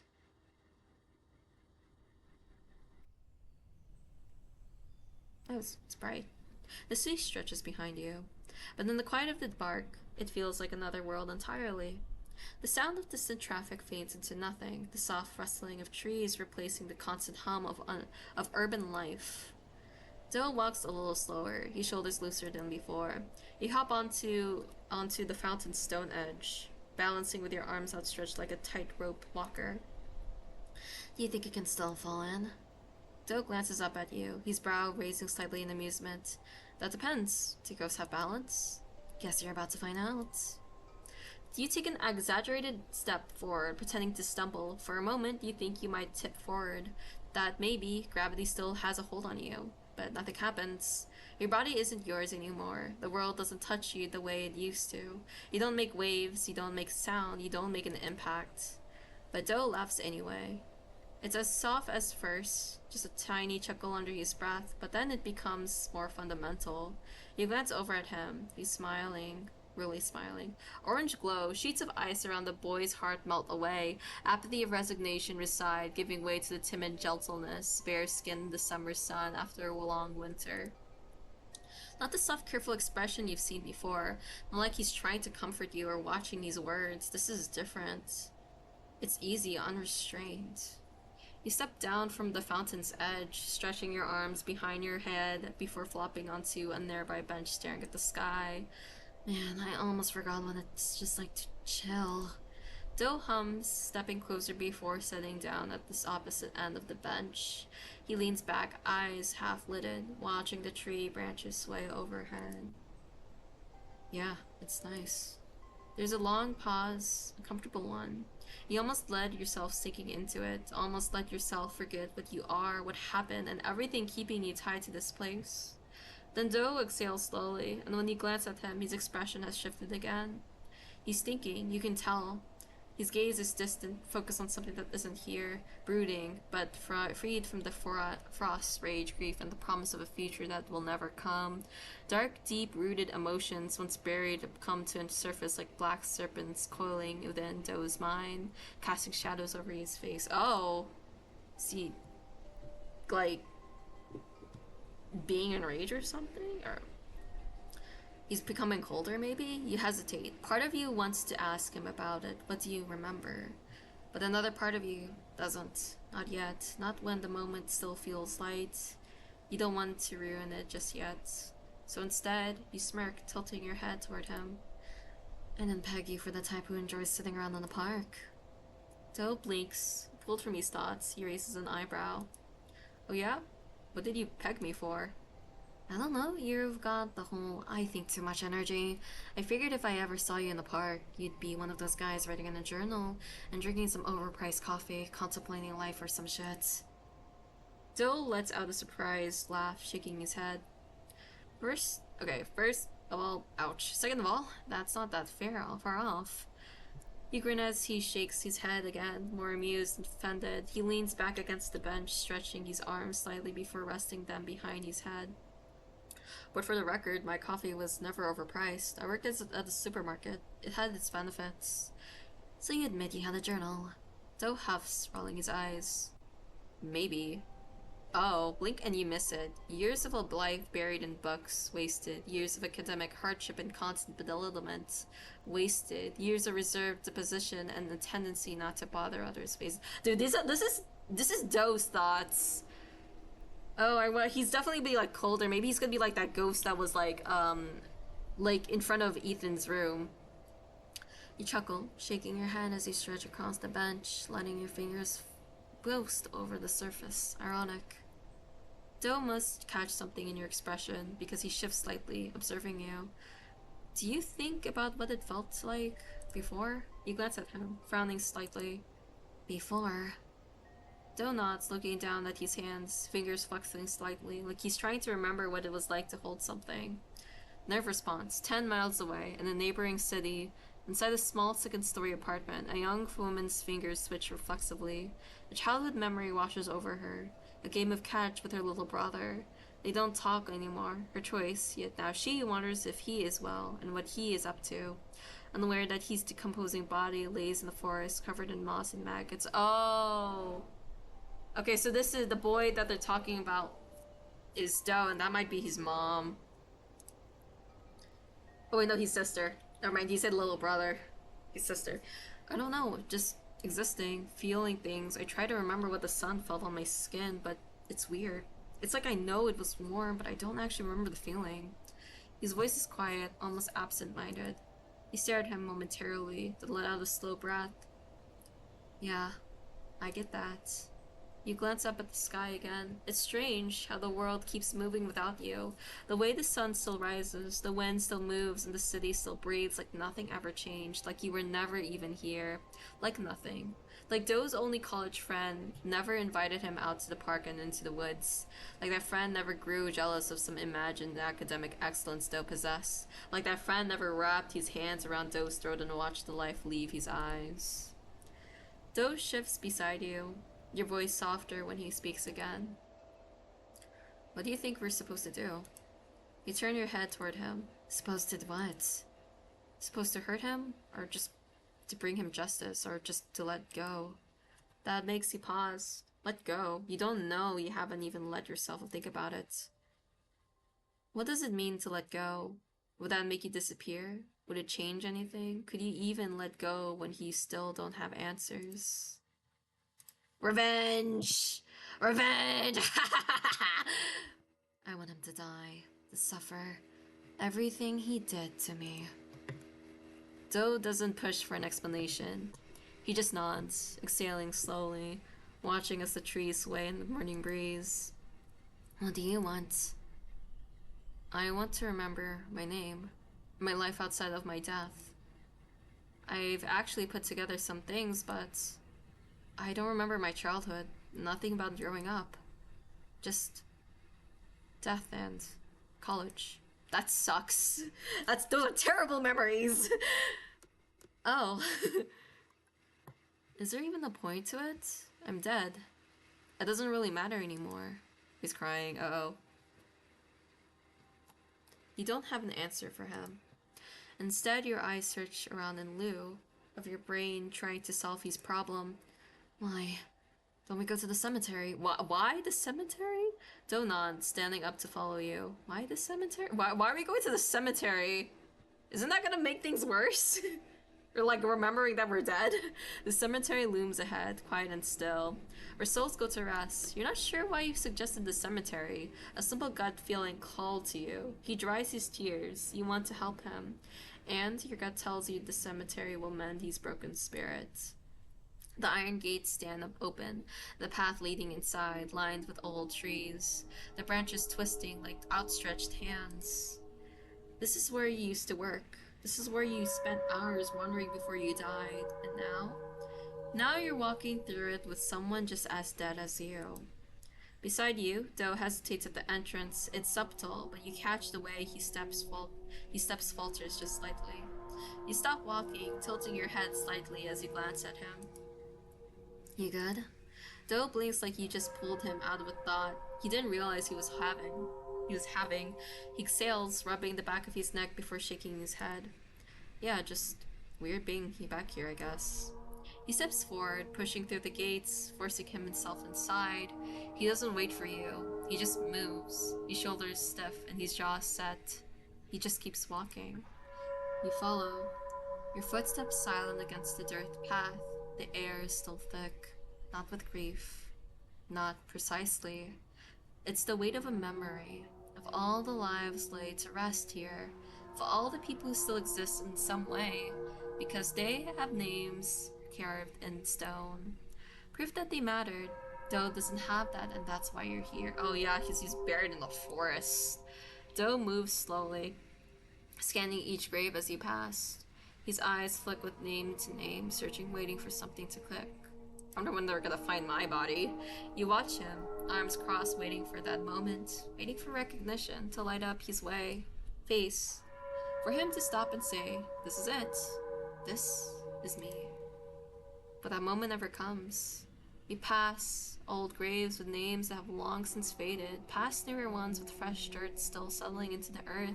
The whole time, Doe doesn't say a word. He just looks and looks and looks, and then eventually he stops. Not because he's found something, not because something clicks, but because he knows, just as much as you do, that there's nothing here. There's no headstone with his name, no marker of his existence, nothing. It's like he was never here at all. Doe exhales slowly, his shoulders sinking as he stares at the blank patch of grass between two graves. He lets out a short, humorless laugh, shaking his head slightly. Restless, he looks at his own grave, a sign that he lived, passed away, and was mourned. He finds none. Guess that would have been too easy, huh? You don't say anything at first. He doesn't look angry, just tired. He let himself hope for something, even for a second. Now that hope settles into disappointment. You bump your shoulder against his. Well, look at it this way. You can definitely go by John Doe. That name sucks. No, we gotta change his name. Doe huffs out a small laugh, shaking his head. Right, yeah, that's a weird kind of freedom, I guess. But his smile doesn't last. It lingers for a second, then fades at the edges like it was never fully there. You see it in his eyes. The sadness buried underneath, the quiet ache of not knowing, no name, no past, no certainty. Just fragments of memories slipping through his fingers like sand. John Doe. You're the only thing grounding him in reality at the moment. Having a name, even a temporary one, is enough to prevent his complete shutdown. He runs a hand through his hair, exhaling slowly before looking at you again. So, what now? Your gaze flickers towards the edge of the cemetery, where the trees stretch toward the sky, the branches swaying slightly in the wind. There's a trail there leading into the forest. A quiet place to think, a place to breathe. If either of you could still do that, or would something busier be better? The city is alive beyond the cemetery gates, and the streets are full with people going around about their nights. Downtown isn't far. Maybe the noise, the movement, the life will help pull Doe out of his head for a little while. But then there's another thought. It's a colder one. The morgue. If you want answers to know the truth, that's where they are. The place where your body was last seen. You could go there now. Maybe there's something you miss. Perhaps it's time to stop avoiding it. You cross your arms, glancing at Doe. We have a few options. Doe raises an eyebrow, waiting. We could take a walk in the forest, clear our heads, figure out what to do next. You nod toward the tree line, watching as Doe follows your gaze. His expression stays unreadable. Or we could go downtown, see if anything jogs your memory. His lips press together slightly, thoughtful, but he doesn't answer immediately. Take a breath, knowing the next option is the real one that matters. Or we could go to the morgue. Zoe tenses slightly. It's not much. His expression darkens just a bit. The ghost of a frown settling in before he smooths it over. Why are we going to the morgue? Dude, our choices are kind of weird right now. The first, the cemetery and the morgue. Like, stuff to remind him that he's dead. Why are we doing this? Why? You wait, letting the options settle between you. Eventually, Zoe tilts his head, considering. Your call, partner. Dude, we're making him sadder. What? And we're the only one that is lifting him up, but we're making him more sad. You roll your eyes at that, but you can't help the slight smirk that tugs at the corner of your lips. Don't call me that. Doe just grins. Too late. You shake your head, exhaling slowly as you make your choice. This decision may seal your fate. Oh. Oh. Walk into the forest, visit Tauntaun, skip to the morgue. I think the morgue's the worst option out of all of these, so we're gonna pick the morgue. This is where I died. You begin walking toward the morgue. You don't really want to be there, but there's no evidence of Doe anywhere. Not at the cemetery, not in the records, nowhere. There should have been something, some kind of proof, but there wasn't. You know, okay, I know, like, we're looking for evidence for Doe, but I still don't think the morgue is a good idea. Especially when he's sad right now. Maybe later. Maybe later if you're desperate, but not here. I feel like there are better areas we can find his like, identity instead of the morgue. It doesn't make sense. None of this makes sense. So you're here. Doe follows close behind, quieter than usual. He hasn't said much since the cemetery. You don't blame him. You wouldn't know what to say either. He doesn't need to breathe, but he still exhales, long and slow, his voice barely a whisper. The place gives me the creeps. You huff the sound more bitter than the music. You see that cabinet right there, Doe? That's where I died. I used to work here, you know. The Doe turns to you, brow furrowing slightly. Yeah? You nod, fingers dragging along the metal of one of the storage drawers, the coldness of it bleeding through even though you don't feel the temperature anymore. Back before illness, it was just a job. Glance at him. Guess it's different now. Doe doesn't smile.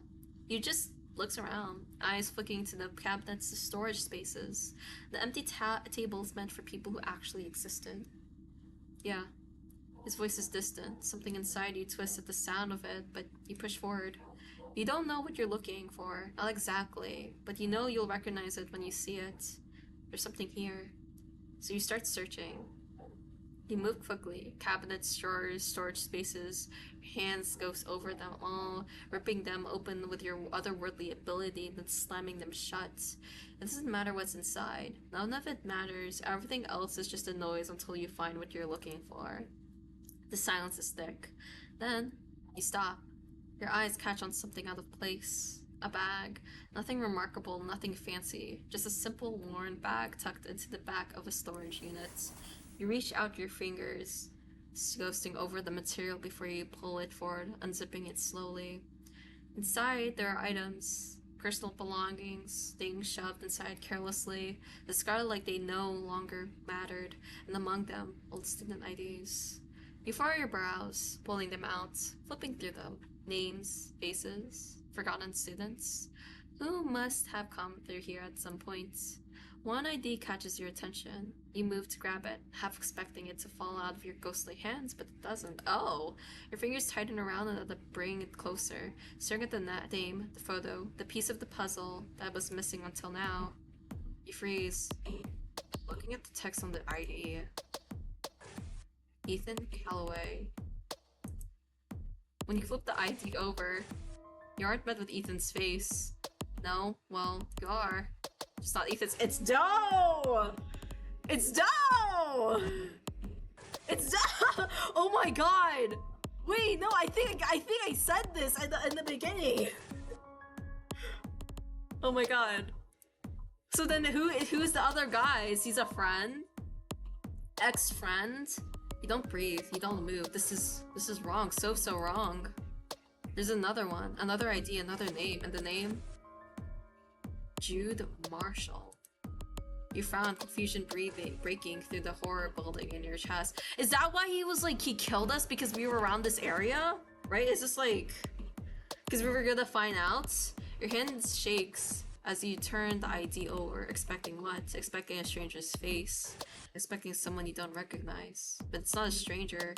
It's the face you've been following the whole time. The face you've spoken to, hunted, tormented. The face of the person you thought you knew. The face that was supposed to belong to Ethan, but it doesn't. Wow, Jude's face stares back at you. Everything slots together. Okay, so now we kind of know this now, but who is the dark figure in front of Jude's like room then? Jude isn't Ethan. Jude killed Ethan. You don't notice that your hands have started shaking. The ID card in your grip feels heavier than it should. So, or rather, Ethan hasn't spoken. Not since he pulled the cards out. He stands beside you. Staring, he saw the IDs as well. Now his eyes are back on you. Jude. You barely recognize your own voice. The name is poison in your mouth. Ethan flinches slightly. His fingers switching like he wants to grab the card but doesn't trust himself to move. Jude Marshall. And the name feels foreign and familiar all at once. Oh? You know it now. You know him now. But it still doesn't feel real. You turn, looking at Ethan. Really looking at him. His hands are clenched at his sides. His shoulders tense.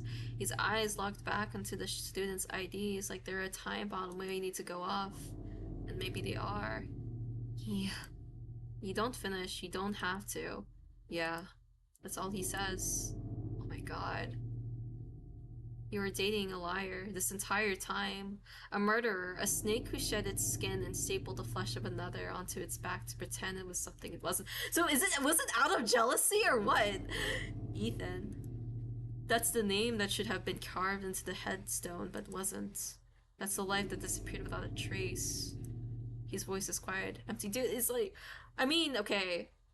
So I guess they couldn't confirm it with his family because he doesn't speak to his sister anymore. I don't know about the parents though, if he speaks to his parents or not. So I was like, maybe the family could confirm, but I guess not, because it seemed like he was not in contact with his family to confirm, for this to be like confirmed. Like his family would see like, oh wait, this isn't Ethan, this is someone else. But I guess not, since he cut ties. Guess I wasn't even worth remembering. Dude, I'm assuming he was like a lonely person, so they wouldn't really notice it at all. Damn. Like, it could have been an easy fix if he had like a friend or like a relative like pointing it out, but there was no one. The morgue is silent again. But now it feels worse. You hold the ID so tightly that you could snap in half. Ethan doesn't say anything else. He doesn't need to. Because you know what comes next. He's gonna get revenge! Because Jude Marshall is going to pay for this. We're gonna kill him! He won't even have a chance to beg.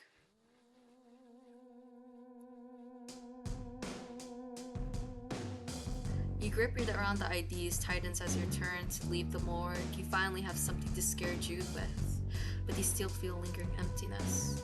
You keep running your ID fingers over the edges of Ethan's ID, but you don't know if it's grounding you or cutting you open. Maybe both. Wait, wait.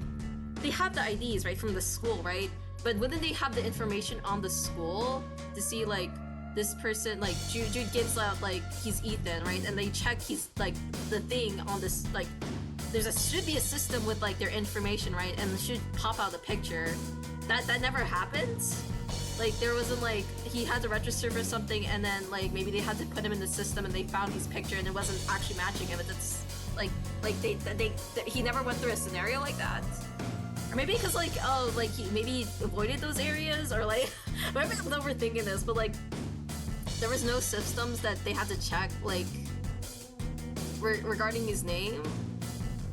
I mean that makes sense because like I guess I'm assuming Ethan didn't really do that much in college, right? He was like a lonely kid that didn't really have any friends except maybe Jude, possibly. You keep running your fingers over the edges of Ethan's ID. You don't know if it's grounding you or cutting you open, maybe both. Ethan walks at your side, silent. You're not sure if he's angry or grieving or empty like you. You don't know what to think, so you focus on returning to Jude's room. The dorms are dark by the time you get there. You stop just outside the building, staring up at the windows. You can't tell which one belongs to Jude from here, but he's up there. Ethan doesn't move first. He just watches you, waiting for you to take the lead. After a pause, you do beginning your ascent up the old building and reaching Jude's door. It's unlocked. You walk through it. The room is dim, lit only by the faintest glow from the hallway. Jude's shape is easy to make out on the bed, curled toward the wall, one hand beneath his pillow. He looks ordinary, peaceful even. You step inside, and it only takes a moment to realize you aren't alone. Hey, what's up? The hooded figure you've been seeing recently is inside Jude's room. Standing in front of Jude's dresser, pale fingers carefully slide the drawers open one by one. Quiet, meticulous, like they're searching for something. What the hell? Ethan's eyes, like yours, are fixed on them, watching their every moment. They're here again. You watch the way they move, hands gliding over every object like they already know where things are kept. Ethan edges closer, squinting as though he can force the shadows to peel back and reveal a face. I can't. His hands flex uselessly at his side. I still can't see them. The figure's hood stays low over their head, shadows clinging to like them smoke. No face, no features, nothing. Boom, like some kind of evil, sneaky guy. They move to Jude's nightstand now, lifting a small journal and flipping through it, page by page. Their movements are precise, practice even. You'll glance back at Jude, still asleep. What if Jude is actually dead and that might be useful or something?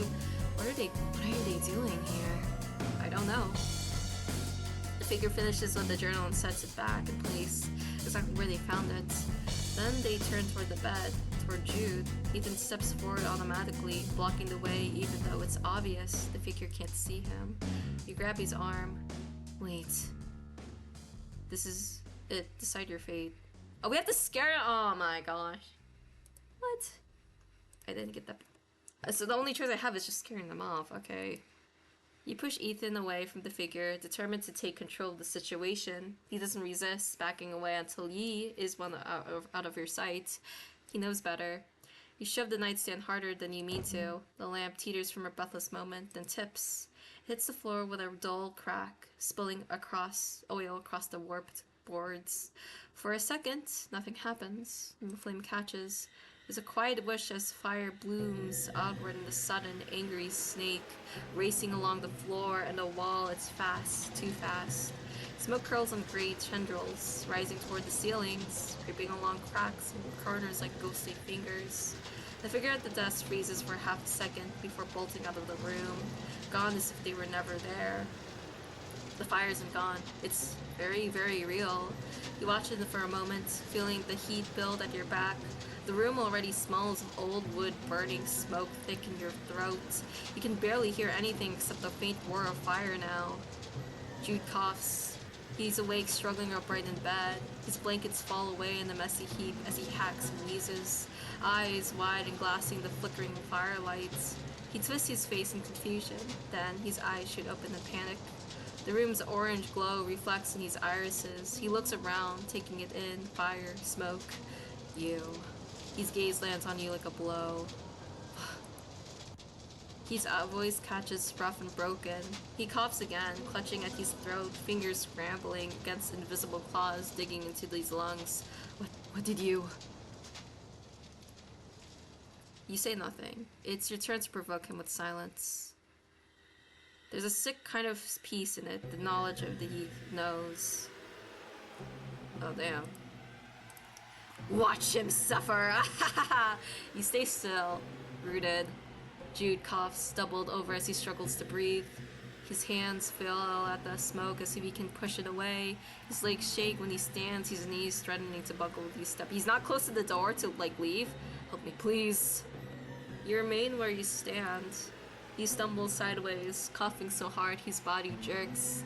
He nearly falls, catching himself against the desk. Please. He repeats. You don't have to. Yeah, I know I do have to. Your eyes stare down at him. You know the expression on your face is nothing short of cold and unempathetic. Jude collapses near the far wall. His body shakes as he coughs again and again, less each time shallower until it stops. And then he's still. Let's go, yeah! Oh god. You listen to the crackle of the fire as it feeds on everything left. You expect to feel something, but you don't. Not relief, not justice, not even satisfaction. Just hollow. Like something inside you burned up along with the rest of it. You glance at your hand. The IDs are still there. Ethan's, Jude's. The edges are soft now, melted a little by the heat. Ethan's face is half warped. Jude isn't. His photo stares back at you. A sound behind you makes you turn. You expect to see Ethan, but it's Jude. Ethan is not in the room anymore. His ghost stands near the bed, the same clothes he died in, pale, dim. He looks down at himself, frowning like he's trying to remember something. His eyes meet yours. He's terrified, ridden in place. You don't move, neither does he. Hey, welcome to the afterlife. Then, Jude's face goes fades, slowly, quietly. He doesn't say anything, but he's suffering. You can tell. And you are all alone again. You leave the room. You pass Ethan's ghost in the hallway. He watches you with a look you can't read. There's no relief in his face, no peace as he blinks and turns away from you. You don't stop. Hey, Spectre, we killed someone. Also, we're dead. That's been fine. This game has been pretty interesting. Basically, we got killed in the beginning, but it's supposed to be canon, right? And then we killed our murderer. So technically he deserved it. You wonder what Jude thought in these last moments. Was it you? I mean, he did kill us before, and also apparently he lied about his whole, like, identity. Apparently he wasn't even our actual ex-boyfriend, or like his name wasn't like actually his.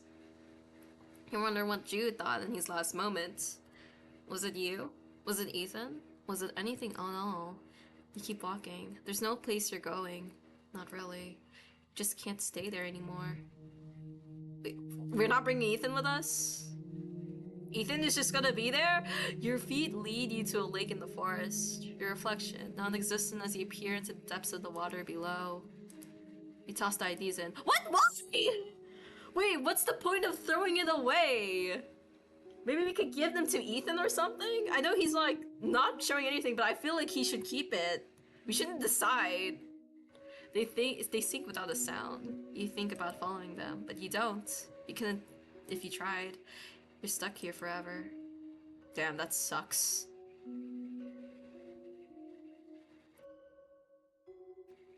Revenge ending 2. Yes! Yeah! Fuck you, Jude! Maybe he had like a reason or something. I don't know, like if you see like he stole someone's identity that he killed, I don't know what reason he had for it, unless he was like possessed or something from that one figure we saw. Okay, so I think there were like 3 endings. Right? Ending 2. Yeah, okay. Okay, you see, I thought the guy to the right was the person we were like, who was our ex-boyfriend. But apparently he was the dead guy. And I thought they looked the same, but I guess not. Okay. Let's see what happens if we spook Jude. I just want to see any of the options. You step toward him, slowly, carefully the way you're made to walk. Or toward a deer you want to see run. He jerks back. No, you can't. You don't stop. You take another step. Another. Jude stumbles away from you. His bare feet slap against the cold wood, slipping for half a second on the oil slick patch near the desk. He catches himself and stares wildly at the door. Flames lick up the sides of it, dancing along the edges like they're inviting him through. He can't. So he runs for the window, and the latch stickes. He fumbles with it. His shaking hands useless. Slick with sweat and soot. He gets it, open on the 3rd try. The night air rushes in, cold and sharp and full of smoke. He hesitates. There's nowhere to go. The dorm's old, the ledge is narrow. There's no way down, but he climbs out anyway. You watch his foot slip onto at the wet sill. He almost catches himself. Almost. He falls. The sound he makes isn't a scream. Not exactly. It's something shorter, softer, like surprise, like the air getting punched out of him on the way down. Ah, then he's gone. You hear the impact. Bone and concrete aren't meant to meet like that. You stare out for a long time, the wind pushing cold fingers through your hair before you step back into the room. The fire rages behind you. You expect to feel something.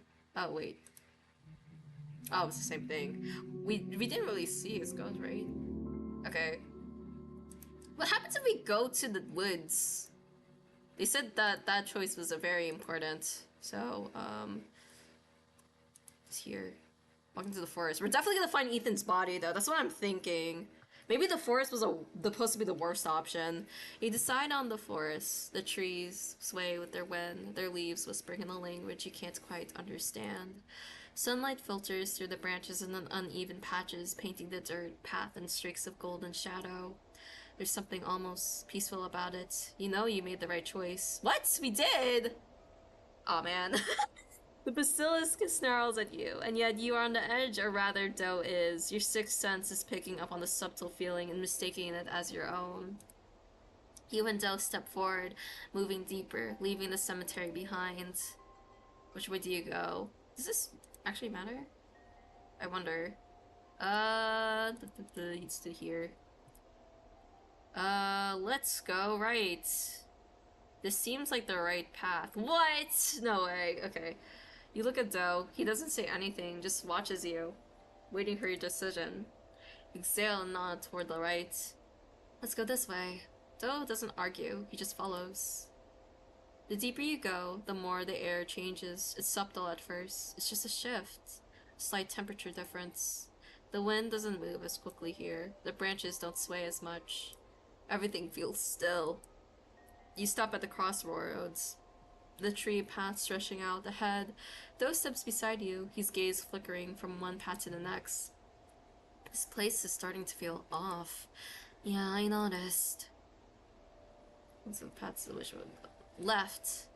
That was not the right choice. The flowers continue, but when you turn to Doe to comment, you see a grimace on his face as he stares down at them. You bite back at any comment you consider making. The path narrows even more, branches reaching down like fingers trying to grab you. The ground beneath your feet is uneven, and soft in places where the dirt has been disturbed. Nothing isn't right. The air is heavier here.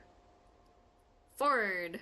The path ends, and you stretch your ghostly limbs, seeming to have enjoyed your walk. However, there are more pressing matters to attend to now. Oh, we just go to the morgue anyway. Oh. Is this gonna be the same thing? Oh. So doesn't even matter? Wait, okay, so... How do I go back to the load? I can't go back to load? How do I go back to load? Okay. So what happens if we did get that right? Yeah, that's fine. So we go right. So that was the right choice. Left wasn't the right choice. What if we go right again? No. We go forward? Come on. He follows without a word. So forward wasn't the right choice. Okay, you turn right again, walking in a few paces. You consider turning back, but you smell something just as your feet shift. Foul, rotting stench. It hits you all at once, twisting around the back of your throat, making your nose wrinkle. It's thick, pungent, and unnatural. Do you smell that? Doe stops beside you. His eyes flicker to the ground, ahead to the uneven patch of dirt just beyond the trees. You follow his gaze. The patch of dirt is different. It's been disturbed, half covered with leaves, like someone tried to hide something and gave up halfway. Ophelia, pressure on the chest. Meet it, lungs are full of dirt. Oh, this again. You step forward, the smell of growing stronger, pressing against you. It's coming from there. Whatever it is under the dirt, that's what's rotting. Doe doesn't move. He just stares at the spot, his hands twitching slightly. The basilisk open its maw. You think you hear a voice beneath the earth. Help. His expression has gone blank, like his mind has shut down. Your stomach churns, but you have to know, you have to see. You kneel, reaching out, fingers ghosting over the loose dirt, and it moves from under you, scattering away from your touch. The smell intensifies. It hits you like a punch to the gut, the overwhelming stench of death, decay, and something left to rot alone for too long. You grit your teeth, forcing yourself to keep going, pushing aside dirt, pulling away leaves until you see it. Oh, we're gonna see a dead body. A hand. Pale, shriveled, skin stretched tight over bone. Part of it is missing, stripped away by time, insects, or something else. Your breath catches and you keep digging, faster now. Frantic dirt blows over fabric, over a sleeve, over a face, and then you stop. It's him, Doe. Doe is staring down at himself. His mouth opens slightly, but nothing comes out. He just stares. It's real, and suddenly everything is different. Doe. He takes a step back. Just one. His expression stays frozen, but you can't feel it. The way everything inside him has just snapped. The realization, the horror, the weight of it all pressing down at once. And you don't know what to say, because what the hell are you supposed to say to someone who just found out her own grave? So we need to. Oh my god. Oh my god. The morgue, we need to. Doe turns around, running to the direction of the morgue. Okay, so that's different. Oh, I can't skip through this. You chase after him, struggling to keep up. He doesn't slow when he reaches the door. Without hesitation, he walks straight through it, vanishing into the dim, sterile light beyond. You follow. The morgue is quiet. Doe is already searching. His movements are frantic, ripping open cabinets and pulling drawers loose. Your fingers skim through the storage spaces, past files, past records, past things that should tell you nothing.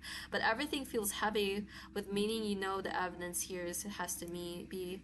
Doe. He doesn't stop. His hands move faster, shoving things aside without needing to touch anything, knocking over a tray in the process. The clatter echoes through the room, but neither of you react to it. You're too close now, too close to stop. Then your eyes fall on something.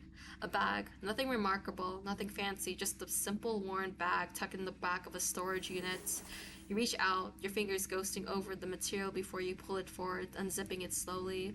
Inside there are items, personal belongings, things shoved inside carelessly. Discarded like they no longer mattered, most notably old student IDs. You furrow your brows, pulling them out, flipping through them. Names, faces, all of them representing forgotten students who must have come through here at some point. Wait, one ID catches your attention. You move to grab it, half expecting it to fall out of your ghostly hands, but it doesn't. Your fingers tighten around it as in you bring it closer, staring at the name, his photo, the piece of the puzzle that was missing until now. You freeze. Yeah, okay. This is the same doll dialogue.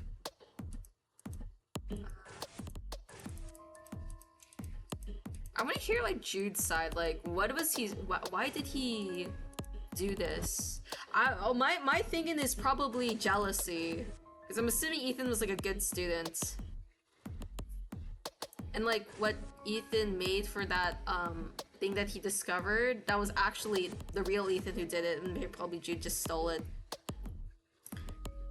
Or rather, Ethan hasn't spoken, not since you pulled the cards out. He stands beside you, staring. He saw the IDs as well, now his eyes are back on you. Jude. Okay. Name is poisoned in your mouth. Ethan flinches slightly, his fingers twitching like he wants to grab the card, but doesn't trust himself to move. Jude Marshall. Okay, that's the same.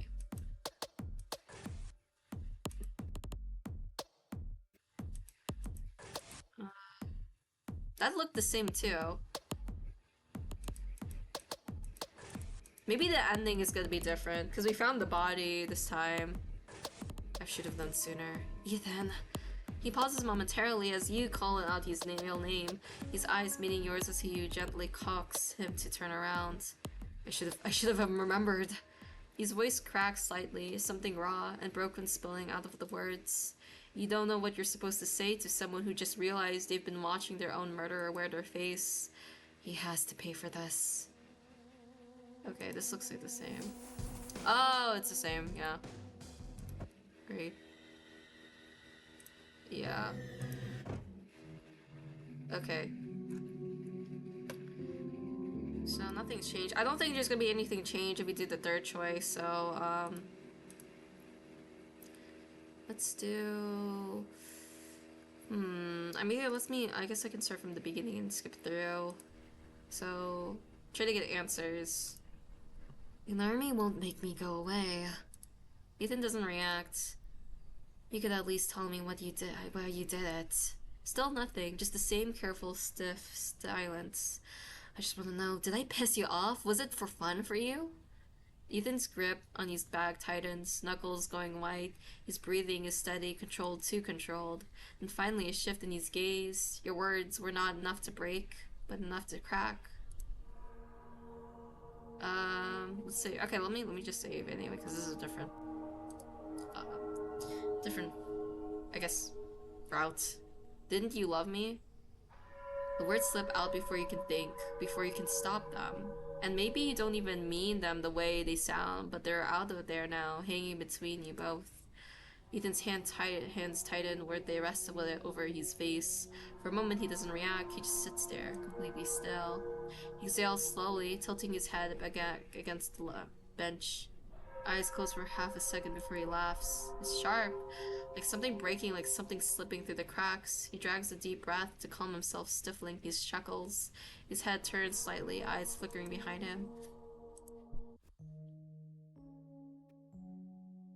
What's your question? I guess restate your question?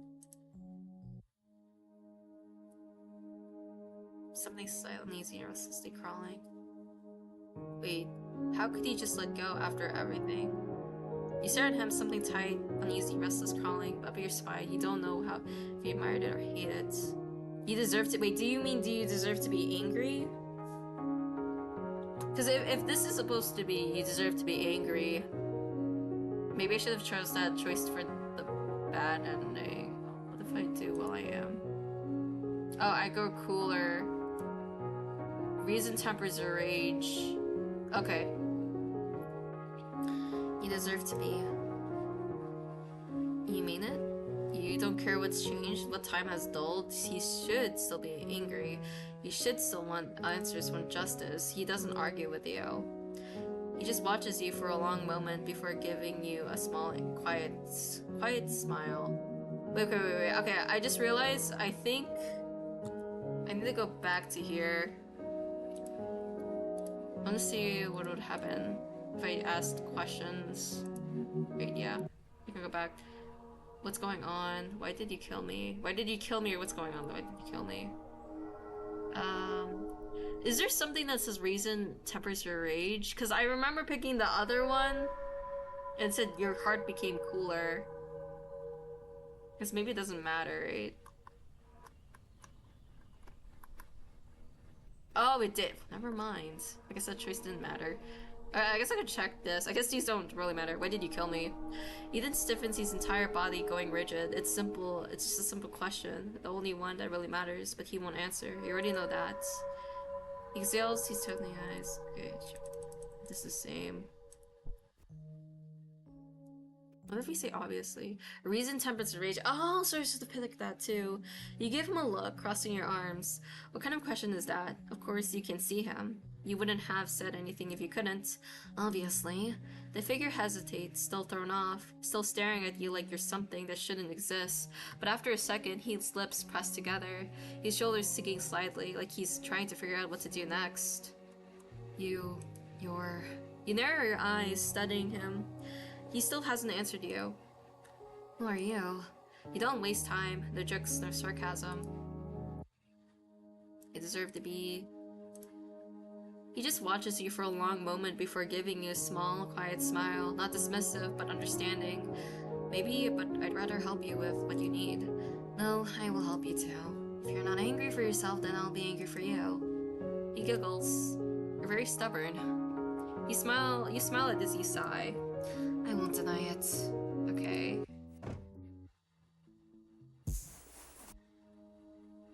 Maybe we're soulmates? You grin, rocking back on your heels slightly, watching him with deliberate amusement. Or maybe we're soulmates. Doe blinks, his expression freezes, his mouth opens slightly, like he wants to respond, but then he just doesn't. The corners of his ears turn red. You step forward, tentatively leaning in. What? Don't believe in fate? Doe lets out the world's most awkward laugh. He rubs the back of his neck, looking away like the distant buildings suddenly hold the most interesting sights imaginable. I mean, fate's a strong word. I wasn't expecting that at all. You smirk, pleased with yourself. Well, neither of us expected to be murdered either, but here we are. Doe groans, dragging a hand over his face. Oh my god. You laugh. It feels good, a moment of actual normalcy in all of this. He doesn't take it badly, honestly. From what you could tell, there was a hint of a smile behind his hands that hid his face. You remind me of it. Oh, the sunset? He whispered quietly as if to not say it to you but to himself. Really? Startling a bit, he looks away from you. Yeah, the sunrise always felt like potential warmth and inviting aura. Doe pauses. He's hiding what he just said earlier.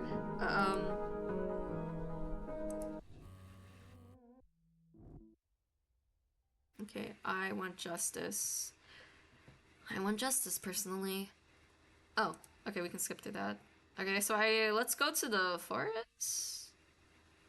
I guess? I don't know what downtown would do. I don't think the downtown would do anything. I kind of forgot where to go, though. Right? It was right.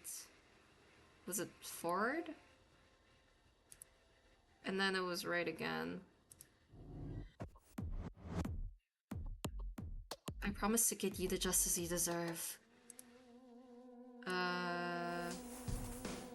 Place the IDs on Jude's nightstand. Oh, this was different. You step quietly toward the nightstand. The lamp flickers. The flame's reflection dances along the hooded figure's arms as it continues to search, oblivious to you. This isn't your revenge. It isn't your place. But it could be justice. Your hands shake slightly as you reach toward the nightstand by Jude's bed. You set the IDs down quietly, deliberately. They make a soft click against the wood. It's a small sound in the dark, but it's enough. The figure freezes. Turning towards the nightstand, they stride toward the IDs with silent, sure steps. There's something almost reverent about the way their fingers close around them. What I just realized, what if this is like the sister of Ethan or something? Then Jude steers, his eyes open, blurry and red-rimmed. He looks around, confused. He's breathing shallow. Then he sees the hooded figure standing at the nightstand, and his face shifts. Who the fuck are you? And what the hell are you doing in here? The hooded figure doesn't answer. They take a step back and present the IDs, gripping them tightly. Jude's expression twists, instantly recognizing them. He knows what's happening, even if he doesn't understand how. Panic scrambles across his features, like an insect skitters around his skin. Give those back! Jude startles, lunging for the figure. The figure darts away, fast in practice. Jude is wild now, unhinged, the same way he was when he figured it out. Come back, you don't know what you're doing! But the figure doesn't stop. They throw open the dorm door and rush into the hall. Jude scrambles after them, barefoot and half-dressed, his face pale with fury. You hear him shouting as he runs, the echoes bouncing off the old wooden walls. He followed them out into the night. The air outside is sharp, smelling like rain that hasn't fallen yet. You watch the figure duck into the shadows beyond the courtyard. Jude lags now, slower. He curses under his breath, punching at the brick walls when he can't keep up. You drift farther away from him, toward the figure. They don't stop until they reach the edge of the town. You realize where they're going, the police station. It makes sense in a way that feels heavy in your chest. You watch the figure step through the front doors. Then you linger here for a moment before you move closer inside now. Standing by the desk, the figure slams the IDs down in front of the officer on duty. You hear their voice sharp as a knife. You refuse to do anything without evidence, so here, identity theft! My friend is still out there and you people stopped looking. The officer stares at them. Then at the IDs, recognition dawns at his tired face. His fingers move to pick up Ethan's ID first. Turning it over carefully, Jude's neck comes next. Where did you get these? Dorm room. They're the one that used to belong to Ethan. You know, the real Ethan. The officer calls someone, another officer, and then another. The wheels start turning. Wait, who is this character? Okay, it's Ethan's friend. Did we get to see who this person is? Word spread fast in the small town. By morning, there's a search party calming in the woods behind the school. Officers sweep the dormitories. The lake is dredged. Students whisper in clumps, wide-eyed, their voices hushed but frantic. It doesn't take long. They find Ethan's body beneath the roots of a gnarled old tree, hidden deep into the dirt like something someone tried to bury and forget, but you can't bury ghosts, not really.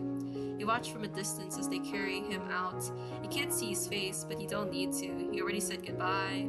The funeral is quiet. No family comes to claim him. You stand by the grave as they lower him down, dirt falling like soft rain.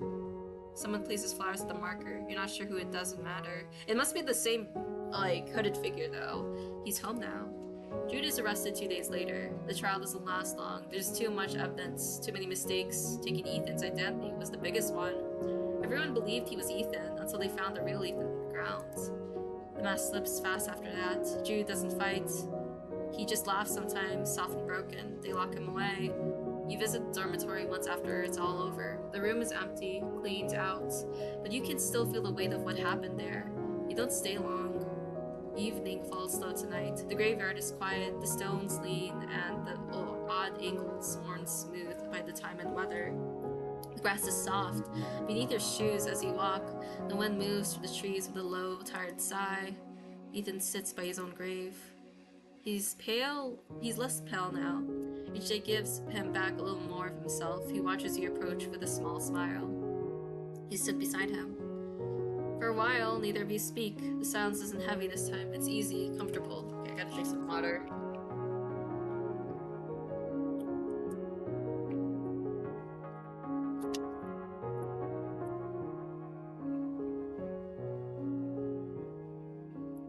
Okay. After a while, you ask him a question. Do you have any regrets? Ethan looks down at his hands. His fingers brush over the carved letters of his name on the stone. The flowers beside it are fresh. Only one. He glanced over. He smiled again, a little shy. He's like, my only regret was not meeting you in real life. I wish I'd asked you out back when I was like, bro. Okay, I was right. I mean, I was going to. I had everything planned out. Like, I had to ask you to meet in the letter, but then, what? Really? Wait, we met before? He cuts himself off, sighing. You get the point. You blink, laughing over a moment. It's never too late. He glances at you. His expression shifts. He wasn't expecting that. And then he leans forward, picking up one of the flowers by his grave. Small, delicate thing, pale petals, edges like just staring to curl. He offers it to you. In that case, would you?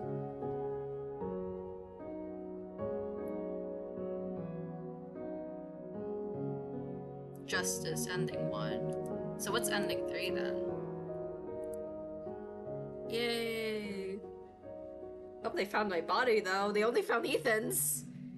Okay, I think I gotta look up what the ending 3 is because I'm not really sure what it could be. So ending 2 was, I don't know if ending 2 was like the worst ending or it was a neutral ending. Is there like a guide for this game? Let me check. Myosotis.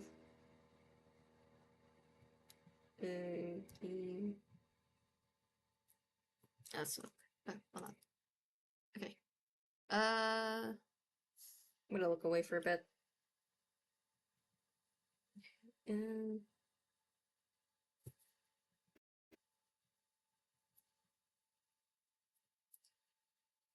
so there you go. Let me just go here. Yeah, let's go here. Maybe there's something. Oh wait, no, never mind. My bad. I thought there were 3 endings. There are 2. Okay, that's my fault. My bad. Okay. How do I feel? Let's go back to the. Actually, no. Let's stay here. I thought this was a really like really good written game, especially for mystery. I haven't seen a take where we are dead. Right, I've only seen one game that I've played on stream where we are the MC is dead, but we weren't really relevant. I guess this, we were kind of relevant, but we didn't play as ourselves. In this game, we actually play as ourselves. Um, so that's pretty cool. I, I think it's like I feel like it was less scary to me. This is just my perspective. I was less scared to me because I was already dead. Like, there's nothing really to fear anymore because I already had like the worst case scenario happen to me. So I'm just kind of like a ghost. I really like that mechanic where they had the blue like text and you could look at what it like the actual text meant, and it's like more inner thoughts of what the characters are thinking or history about what the character each character had. Like for example with like Ethan, we got to know a little bit more about his home a bit, well he's like little sis, he might not a little sister but with his sister's relationship with him. Like it's like small details that we I think like small bios or small text that we get extra text that we get to learn about the game, basically, that can't be explained in what's happening right now. And I actually really do like that mechanic. The art is really good. I think the moments where they play the music are also really good as well. The music for this game is really good when it comes to the suspense, especially in the very beginning. The prologue was amazing. That was a really good prologue. I was like the way like when we started off dead, and then just like how we felt like we need to get revenge, and then it just starts to like the trip like the title. That was really good. I will say, I guess for some cons, what was that black red figure? I'm assuming that was the friends this whole time. So I guess it wasn't really clear to me if the friends that the past friend of Ethan was the thing that Jude was afraid of this whole time. So he wasn't afraid of a ghost. He was afraid of a stalker. That's what I assumed. I don't know if that was like clear enough because it looked like it was like a ghost, but it was probably just a random person. I wish we got to know who that friend was because it seemed like we didn't get any information that Ethan had an extra friend until the very end. So I wish there was like some like information that he did have another friend, because I guess maybe I did miss it, but like it really from the text we got from about Ethan, it was just more like he was lonely and he did, and like with his family he didn't really like talk to them anymore. But I couldn't find it, like I don't remember any information about like him having like a friend in college. But I guess I wish we got to see more about that friend. This is just a little, also just a me thing. I wish we had to get to see some moments of Avery, like actual pictures or something about them, maybe the family, but because they seem pretty prevalent, especially Avery did. And also, okay, they never said they found our body at the end, so they did just find Ethan and then like that's it. What about our body? Like they never mentioned they found our body in the thing. Like I'm hoping they did, because they found out that Jude was like a fake, but if not, then that's sad. We kind of got a sad ending. I mean, we did get like a boyfriend, but no, I didn't get justice. I didn't get justice. But yeah, overall this was a really good game. I think like the story, I like the way I like the way the story takes, especially as specifically that we're dead, where our perspective is actually just like a ghost. And there's no like sometimes when it comes to like these stories, it's just like, oh, we actually are in a coma or we can resurrect, but no, it's just like we're actually just dead. I kind of like that. But yeah, it's like a bittersweet ending basically. And I think it's sweet that, okay, we end up with the real Ethan, and it's like, I guess for eternity they'll be together forever. And I think that's kind of cute. I like that idea. Okay, I guess that's all I have to talk about this game. Really good game though, really good story. Next I'm gonna play another game called Exchange. Not really horror this time, but it's a romance game, so I will be right back.